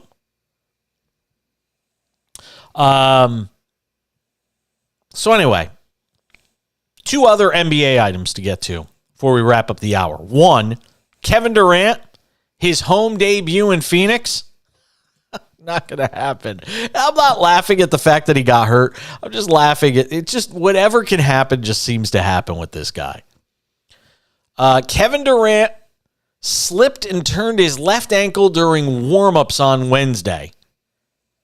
Knocked him out of what was supposed to be his first home game with the Suns. Just an hour before the scheduled tip-off against Oklahoma City, Durant was doing an individual drill with coaches when he appeared to slip on the floor as he lifted off to shoot. He ended up on the floor, was able to get up and finish his pregame workout, but the team decided to err on the side of caution, kept him out of the game. Sun said he'd be held out, left ankle soreness, swelling in the ankle after the pregame workout. Just got back after missing 6 weeks, right knee sprain. Suns were 3-0, by the way, with Durant, averaging almost 27 a game, 69% shooting. 69% shooting. It's incredible. So he missed tonight's game. As for the end result of all of that tonight, it was Phoenix 132, Oklahoma City 101. So Phoenix gets the win despite not having KD in the lineup. Devin Booker more than picked up the slack. 44 on 17 of 23 shooting. 44. The game was never close. I mean, it was 60 to 40, 60 to, what was it, 60? Let's see, 60 to 52 at the half. And then Phoenix outscores Oklahoma City 44-28 in the third quarter. They win going away. It is also not good news for Mavericks fans as it relates to Luka Doncic. They're going to miss, I'm telling you, I'm almost starting to think you could put a bet on it. They're going to wind up missing the postseason. Mavericks lost tonight in New Orleans, 113-106. Luka Doncic left that game, and it doesn't look good. He's dealing with this left thigh strain. Asked how the thigh felt after the game, Doncic chuckled, "It's not good." He's going to undergo an MRI on Thursday. Hold your breath, because if that MRI comes back with bad news, you could be looking at a situation where they don't make the playoffs. I said it at the top of the hour. If they miss out on the postseason, there is no way Jason Kidd keeps his job. He thinks that it was hurt second game after the All-Star break. And that was against San Antonio, a 142-116 win. Said he woke up the morning after the game and his thigh was hurting. Asked when it bothers him most, he said, "Just getting my rhythm, running. I can feel it mostly on the jump shots because you need both legs, so pushing off has been really hard for me." And again, talking about Mavericks team that's just a game over 500 right now. One game over 500. Hey, if you haven't done so yet, go and check out my friends at Jock MKT. It's the app that allows you to invest in players like stocks, and you can just do it one game at a time. And you don't have to do tons of players. You can just do one or two or three.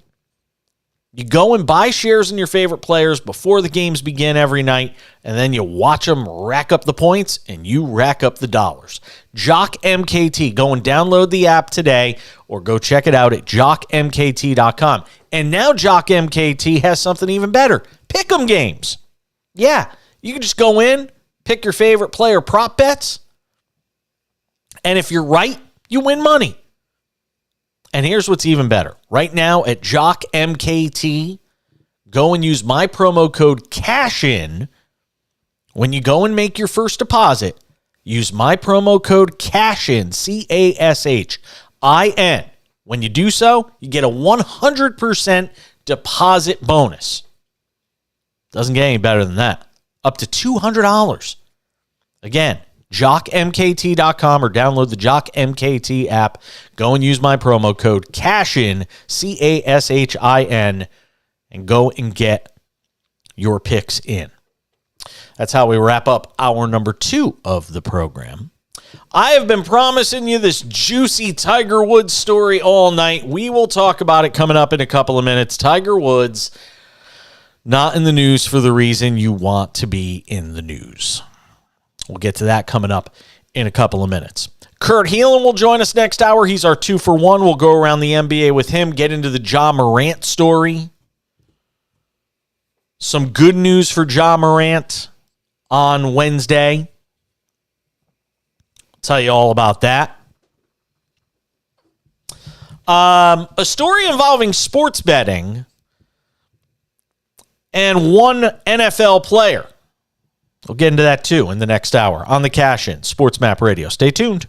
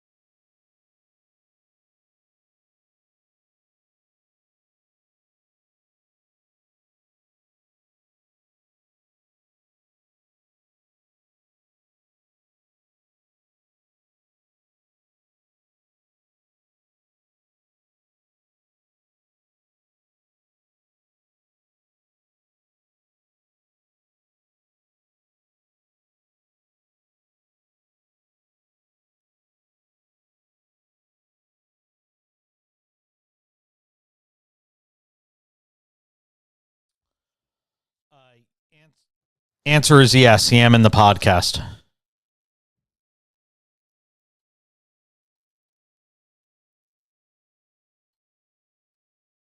No.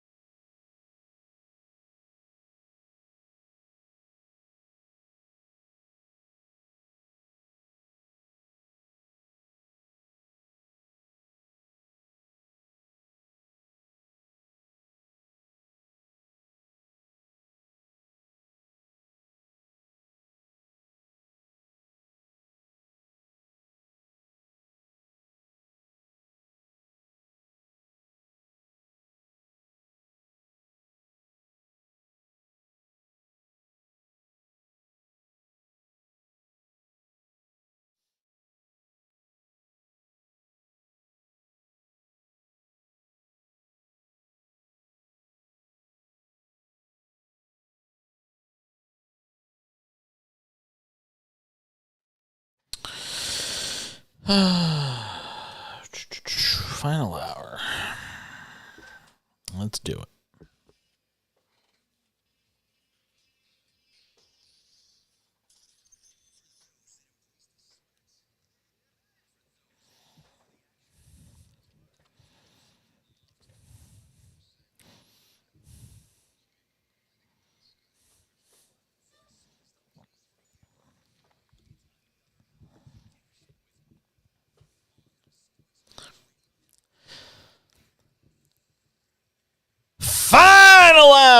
of a Wednesday/Thursday edition of the show. Good to have you with us. SportsMap Radio, the SportsMap Radio app. Producer engineer Justin Barbosa manning the controls tonight in Master Control in Houston. Clippers 87, the Raptors 82, 8:40 to go fourth quarter. We gave you the Clippers -2.5 right now. That is still a winner. And we love to give out winners. If you take them, you win. I mean, we are proven to be consistent winners on this show. We give you one or two live bets every night on the show. We gave you two last night. Gave you another one tonight. Clippers up 88-82 now with 8:40 to go.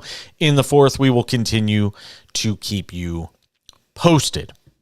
Later in this hour, we will talk more NBA with Kurt Heelan of Pro Basketball Talk at NBCSports.com. He does a terrific job for that outlet on the NBA.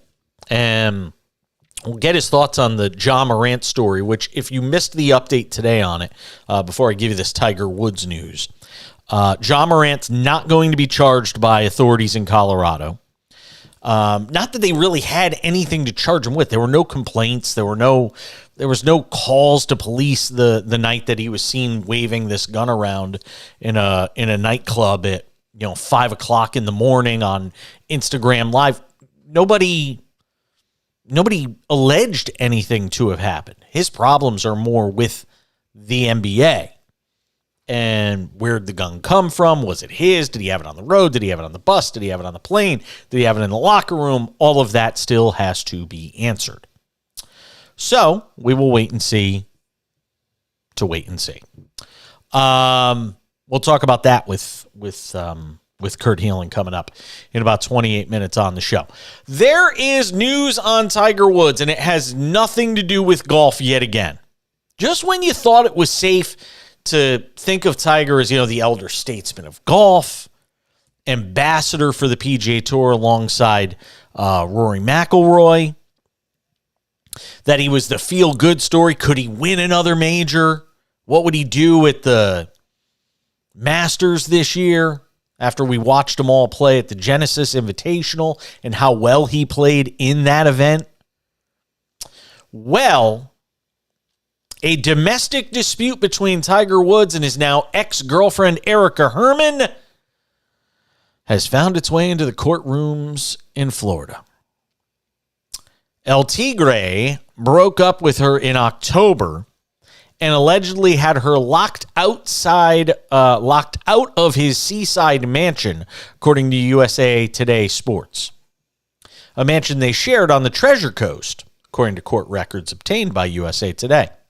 Erica Herman, she has responded by filing a lawsuit, not against Tiger, but against a homestead trust he controls in Florida. And she says she is claiming damages of more than $30 million and said the trust and its agents misappropriated $40,000 cash that belonged to her, making scurrilous and defamatory allegations on how she obtained the money. Her lawsuit stated she had an oral tenancy agreement to remain at the home for 5 more years after being in effect for 6 years before the breakup. Oh my. Quote, the duties that were performed by and expected of plaintiff were extensive and of an extraordinary nature in light of the overall circumstances and environment in which she lived. In a separate complaint filed this week, according to USA Today, she also sued Tiger Woods and asked the court to release her from her non-disclosure agreement with Woods from 2017, arguing it's not enforceable under the Federal Speak Out Act, which prohibits the judicial enforceability of such agreements and disputes involving sexual assault or harassment. So is she saying he sexually assaulted or harassed her? Both suits are intertwined as attorneys for Woods Trust try to enforce the NDA. and push the dispute out of public court and into private arbitration. The first lawsuit was filed against the trust in October, but was not previously reported until Wednesday. You have to start asking this question if you're Tiger Woods. You're 47 years old. You have more money than God. You got 2 great kids. You still have the ability to play some golf and make money in golf. Is it even worth it? And I know it's easy for me to say as somebody that, I mean, if I didn't find the love of my life 11 years ago, or 12 years ago now almost, I could have absolutely been single the rest of my life and just had this sort of bachelor life. You know, date a little bit here, date a little bit there, take some time to yourself. At 47 and gone through everything he has, the Elin Nordegren stuff. Who was the skier? Lindsey Vonn. Now this. I mean, it's got to get you to the point where you wonder if it just sours Tiger on relationships altogether. Whether it's his fault, I have no idea. None of us know what the details of all this are. We may damn well find out if that NDA gets ripped up, though. I don't know. Justin, you're in your early 20s. No, late 20s. Mid to late 20s. I mean, if you were Tiger Woods, would you even bother being in relationships anymore? You can have anybody you want. Just have them for a night. 2 weeks, 2 months. You know? Play the field. Play the field if you're Tiger Woods. There's nothing wrong with that. There's nothing against it. I know he's got kids, so it gets a little complicated when you have kids. You don't want to have a different floozy coming through the house every night. I can appreciate that. But, I mean, I would just think it would sour you with all these bad experiences. I mean, think about this. Imagine this, Justin. Imagine being so big and so protective of your privacy that you have to have a woman sign an NDA every time you date, every time you get into a relationship, that you've got to be so protective that you have to make them sign something that says you cannot talk about this relationship. It's not even worth it. It's not even worth it at that point. If you have to be that protective of whatever it is you're protecting, your kids, who knows? I mean, it could be any number of things. Why would you even bother? Why would you even bother with the whole relationship thing? Have your fun, do what you do. It sounds like he likes to, doesn't sound like the married life is really for him. If you believe everything you've read over the years, and there's got to be a little fire to that smoke about, whether or not he's, whether fidelity is his thing. You know what I mean? And it's not for everybody. I've said this. Let me tell you something. I'm going to go down a road I should never go down, but I'm going to go down it anyway because it's just fun. Monogamy is not for everybody. It just isn't. Not everybody is meant to be in a monogamous relationship. I'm not giving you relationship advice. I'm just giving you from my perspective. Not everybody is meant to be with one person for the rest of their lives. Some people like to, go window shopping. Some people like to try things out. Different people. And that's okay. There's nothing against that. As long as nobody's getting hurt, as long as it's consensual, whatever it may be, there's nothing wrong with that whatsoever. It's when you commit to fidelity, one person for the rest of your life, and then you can't adhere to that without any sort of agreements being in place or understandings in place, that's when you get into trouble. As long as you're open and honest with somebody from the start, hey, this is who I am. You'll always be the main course.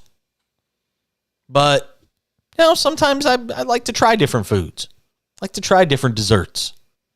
I like to sample different things. It's like for some people, life is a buffet. And that appears to be Tiger Woods. And if I was willing to bet and I had the chance to bet on it, I'm betting we're going to find out that something crazy was going on again with Tiger Woods. And he don't want that to come out. So he's trying to get this NDA enforced. Maybe I'm wrong. I'm just giving you my prediction. What I think we're going to find out. That Tiger was doing something with someone and she wasn't happy about it, whatever it may be. But at some point, you got to figure out who you are. And with Tiger Woods, this is who he is. You know, his dad was like this. He grew up around this. And this is who Tiger Woods is. Again, this is just going by everything you've read by people that have covered him for a living their entire career. This is who the guy is. Just stop getting into relationships. If you want life to be a buffet, then live your life at the buffet. You can't live your life at the buffet and live it at the steakhouse where, you're having that one steak. You can't have it both ways. Justin's over there laughing right now about all this food and buffet talk. I could hear him. Am I right, Justin? Yep. Life is a buffet, Justin. I will give best advice I can give you, Justin. Live your life at the buffet, baby. We're coming back.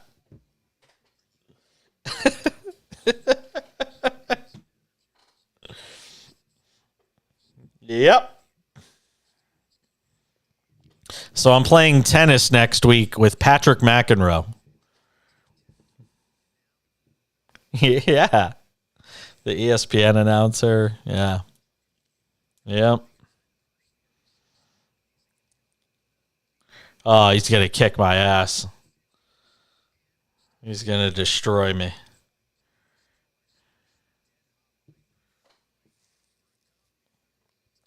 What? Never?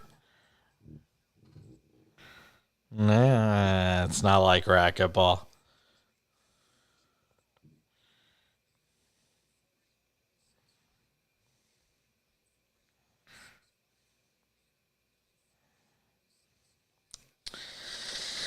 Yeah.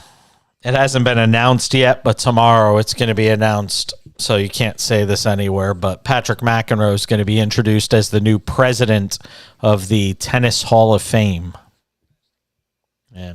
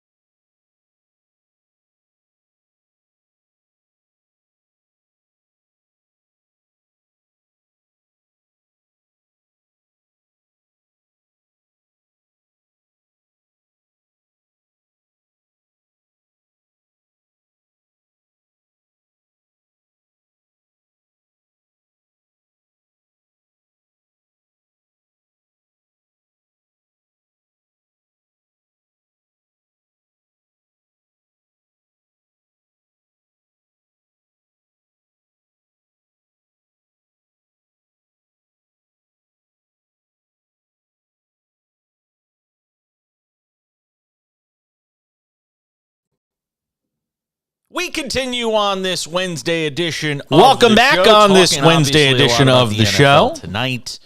30 Really minutes is past a the off hour. Season. Talk some NBA. We'll do, we're doing a whole bunch of stuff tonight on the show. Talked NBA to start the show tonight, and Kurt Heelan is our guest on the program. Kurt does a terrific job, of course, with Pro Basketball Talk at NBCSports.com, and Kurt Heelan is our guest on the program tonight. Hi, Kurt.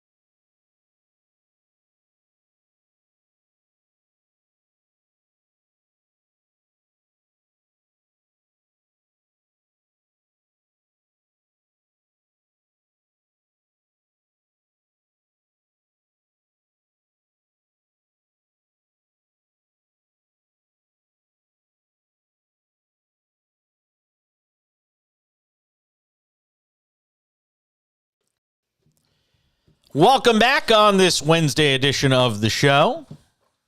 30 minutes past the hour. Talk some NBA. We'll do, we're doing a whole bunch of stuff tonight on the show. Talked NBA to start the show tonight, and Kurt Heelan is our guest on the program.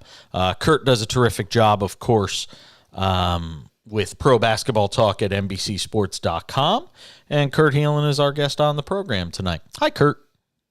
Hey, how's it going? I'm good. Just want to make sure you can hear me. Yeah. Here we go. All right.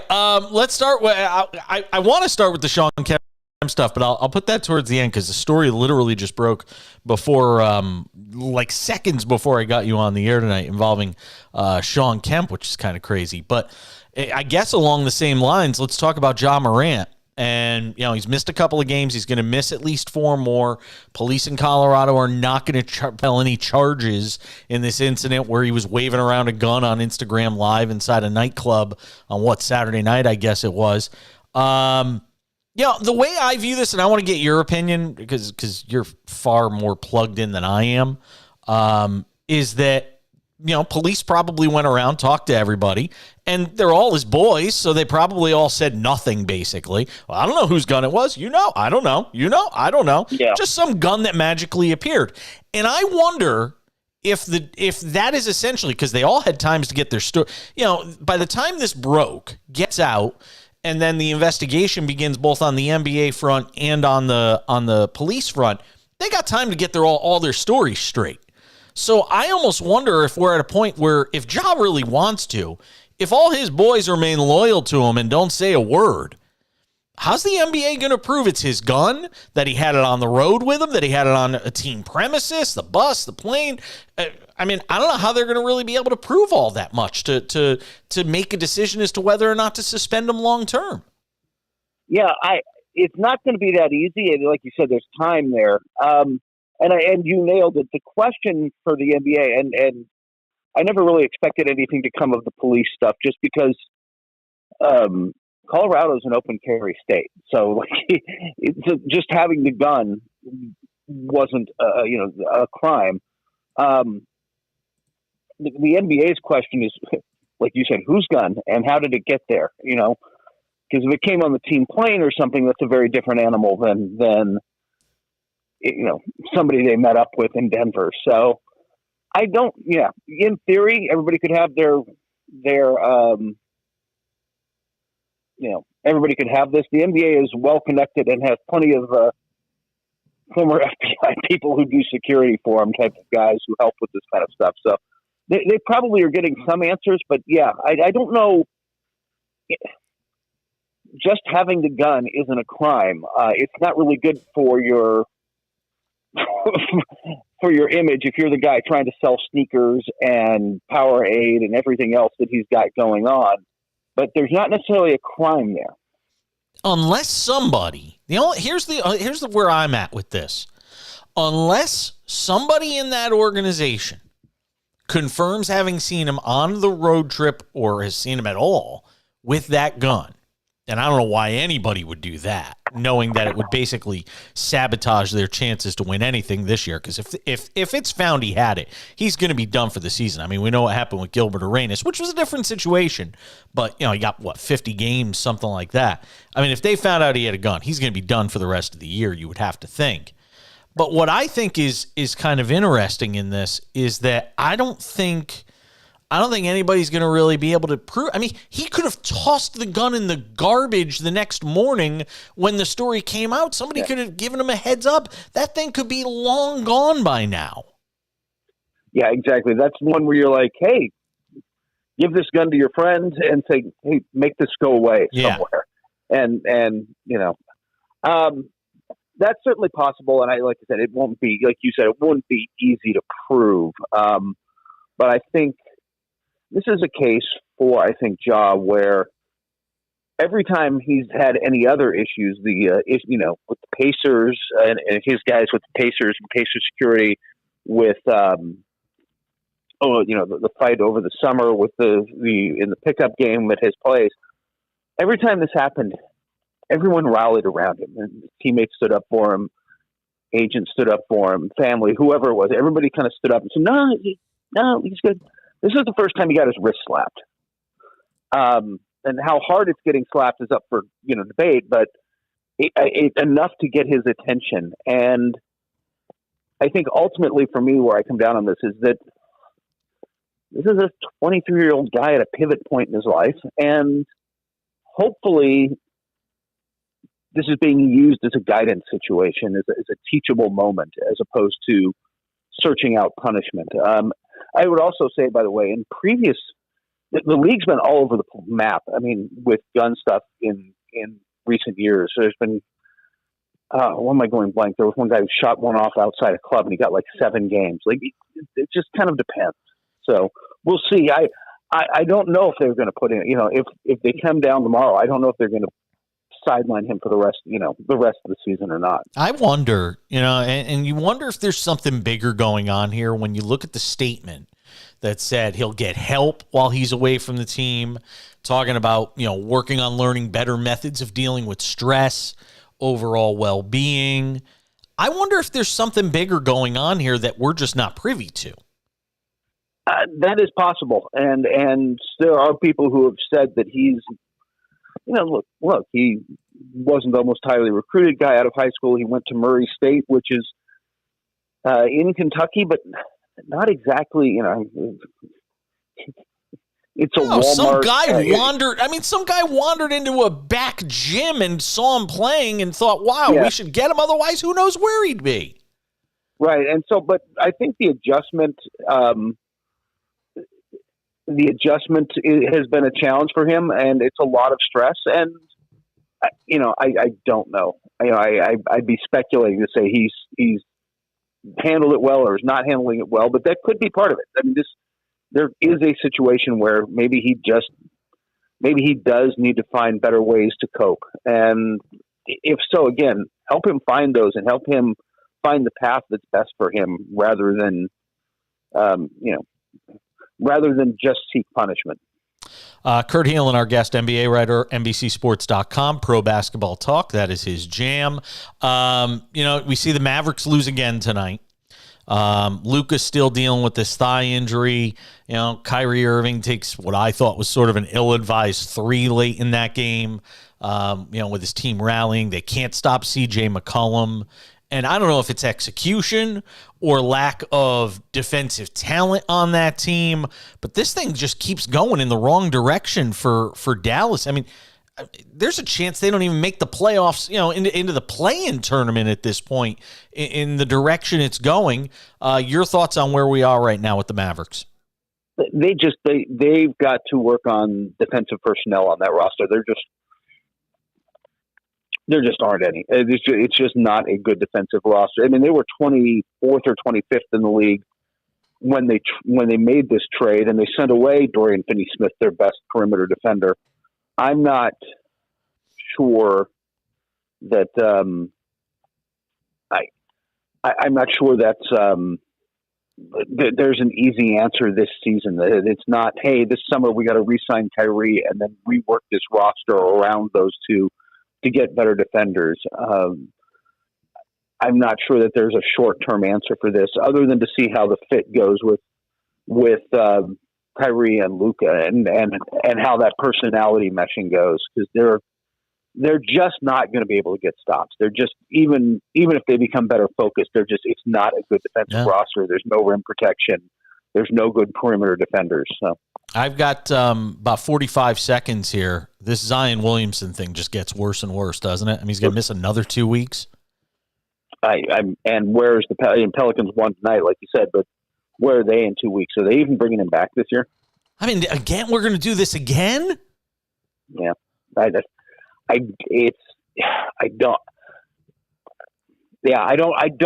don't know what to say. It's kind of, it's just a horrible situation with an unfortunate situation, but if he's just one of those guys now where, hey, we got 60 games out of him this year, that's a good year. Like, get him healthy and get him to the playoffs and hope it works. Amazing. Kurt Heelan, NBA writer, NBCSports.com, giving us some time. Any news on LeBron before I let you go? Nothing, that, unless there was something in the last little bit that I missed. It's still a few weeks away, and they were going to look. They've climbed, even without him. They've climbed up to as of this morning 9th. So Darvin Ham's, he'll be back.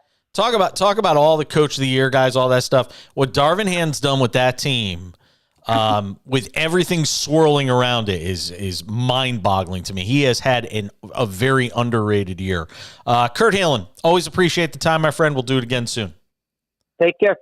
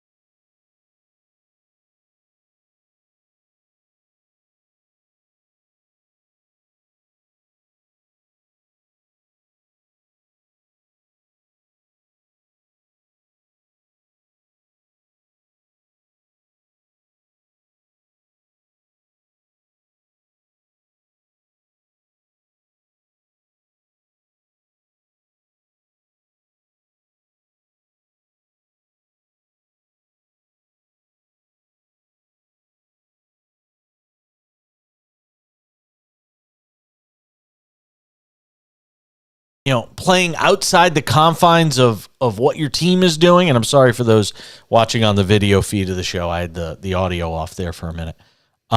Just talking about the World Baseball Classic. And to me, you cannot have Mike Trout playing in this thing. You just can't. I mean, Shohei Ohtani's playing in it. I mean, the two pieces that the Angels could least afford to potentially get injured are playing in the World Baseball Classic.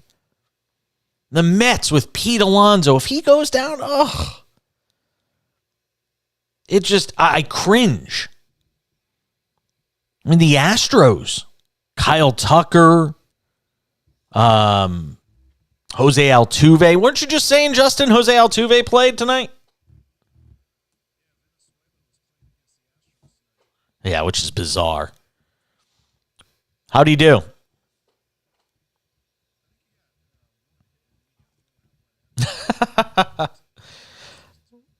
Yeah. Kansas City's got Bobby Witt Jr. playing in this thing. Nolan Arenado's playing. Paul Goldschmidt's playing. Kyle Schwarber's playing. By the way, not for nothing, if all these guys are playing, the U.S. better win. The U.S. had better win this thing if you've got all these guys playing in this thing. Kyle Higashioka for the Yankees is playing. All right, I can live with that one. I mean, Kyle Higashioka is a nice backup catcher, but if he goes down, we could survive. Jeff McNeil, Trey Turner. Just if I were an owner, I'd just be like, wake me up when it's over. I don't want to hear anything. Everybody, if as long as everybody comes back healthy, who cares? Mets might be without Jose Quintana for an extended period of time. Not feeling great. I mean, the Mets have totally revamped their rotation. That was one of the best things they had going for them. Jacob deGrom gone, Chris Bassett, Taijuan Walker.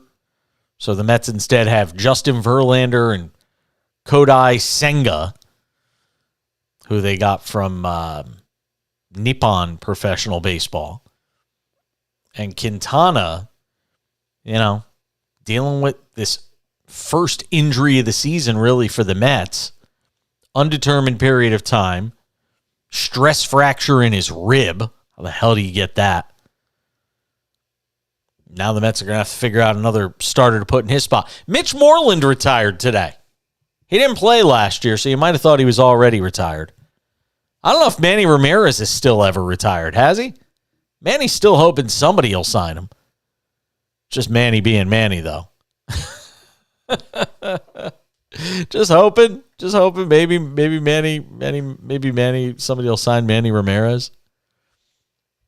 I mean, if you're a team like the Kansas City Royals, and you have no chance of winning anyway, why wouldn't you sign Manny Ramirez? Minor league deal. See if he could still hit. Who the hell knows? Anyway, that's what's going on as far as the minor league, as far as the Major League Baseball spring training is concerned. I said this last night on the show, and I'll say it again. Watch the White Sox. If the White Sox can stay healthy this year, we got to get on the show. Lucas Giolito, our new friend of the program, Big G as he's called. I'll have to text him, see if we can get Big G on the show. Can't pay attention to any of the win-loss stuff as it relates to spring training in baseball. You're just looking for individual standout performances, and in the case of some of these young prospects and seeing what they could do. Yankees have been doing that with Anthony Volpe and Jason Dominguez. It's been good. It's been good so far. We gave you another winner tonight. It is official. It is a final. The Clippers hold off the Raptors 108-100. We gave you the Clippers minus 2.5. It jumped to 3.5. Didn't matter what number you got it at. That is a winner. Clippers over the Raptors 108-100. The scoreboard tonight: Phoenix 132, Oklahoma City 101, Chicago won in Denver 117-96. As we talked about earlier, New Orleans beat Dallas 113-106. Cleveland got a win in Miami 104-100 as they battle the Knicks. That 4th, 5th spot and who winds up with home court potentially in a first-round matchup between those two teams will be interesting to watch. Boston won a game, won at home tonight. Beat Portland 115-93. Atlanta beats Washington 122-120. Trae Young had 28 in the win for Atlanta, who's just trying to get into that play-in tournament right now. After firing Nate McMillan and giving Quinn Snyder a whole bag of money. And saying, all right, Quinn Snyder, can you fix this thing? Let's find out.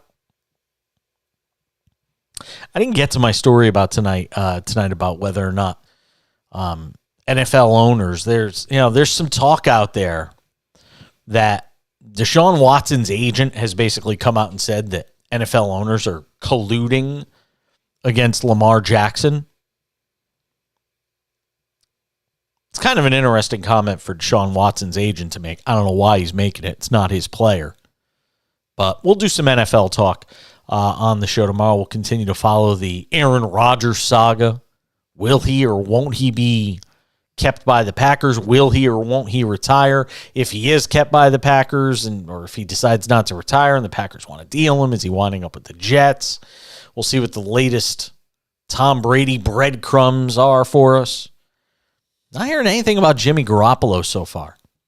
Jacoby Brissett, those kind of guys. A lot of quarterbacks looking for homes. Carson Wentz still needs a place to call home. I still love Atlanta for Lamar Jackson.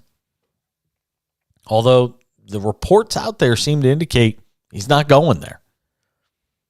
We'll see what happens here over the next several weeks. Combines are done. Now you're getting into the personal workouts and the schools putting on their own workouts. Then before you know it, the draft is here. And we'll find out which of the 3 quarterbacks goes where.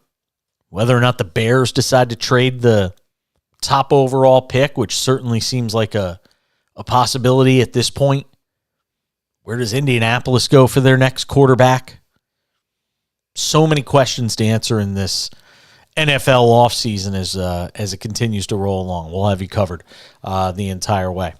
Good job tonight, Justin Barbosa. Always appreciate your help. As I said, tomorrow on the show, we'll have more of the NBA live betting. It's Thursday night, which means we've got all sorts of fun on TNT. I'll be out at the BNP Paribas tomorrow on, well, we'll call it a tennis Thursday.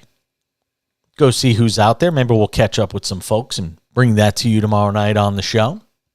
Appreciate you tuning in. Thanks for listening. Thanks for watching, whether on Twitch, YouTube, Twitter, Facebook. We're all over the place. I'm Jason Page. Thanks for listening. Thanks for watching The Cash In on SportsMap Radio. Have a great night. Bye! Have a good night, man. I'll talk to you when? Friday? Okay, so it's Austin tomorrow. All right, have a good night.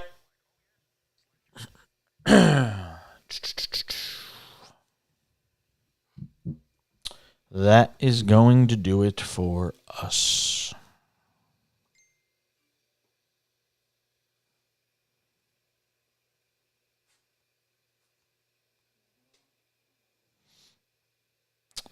For those watching on the video side, thanks for hanging out. We'll see you tomorrow night. Have a great night. I'm Jason Page. 10 p.m. Eastern, 7 p.m. Pacific. The Cash In on SportsMap Radio. Have a good night.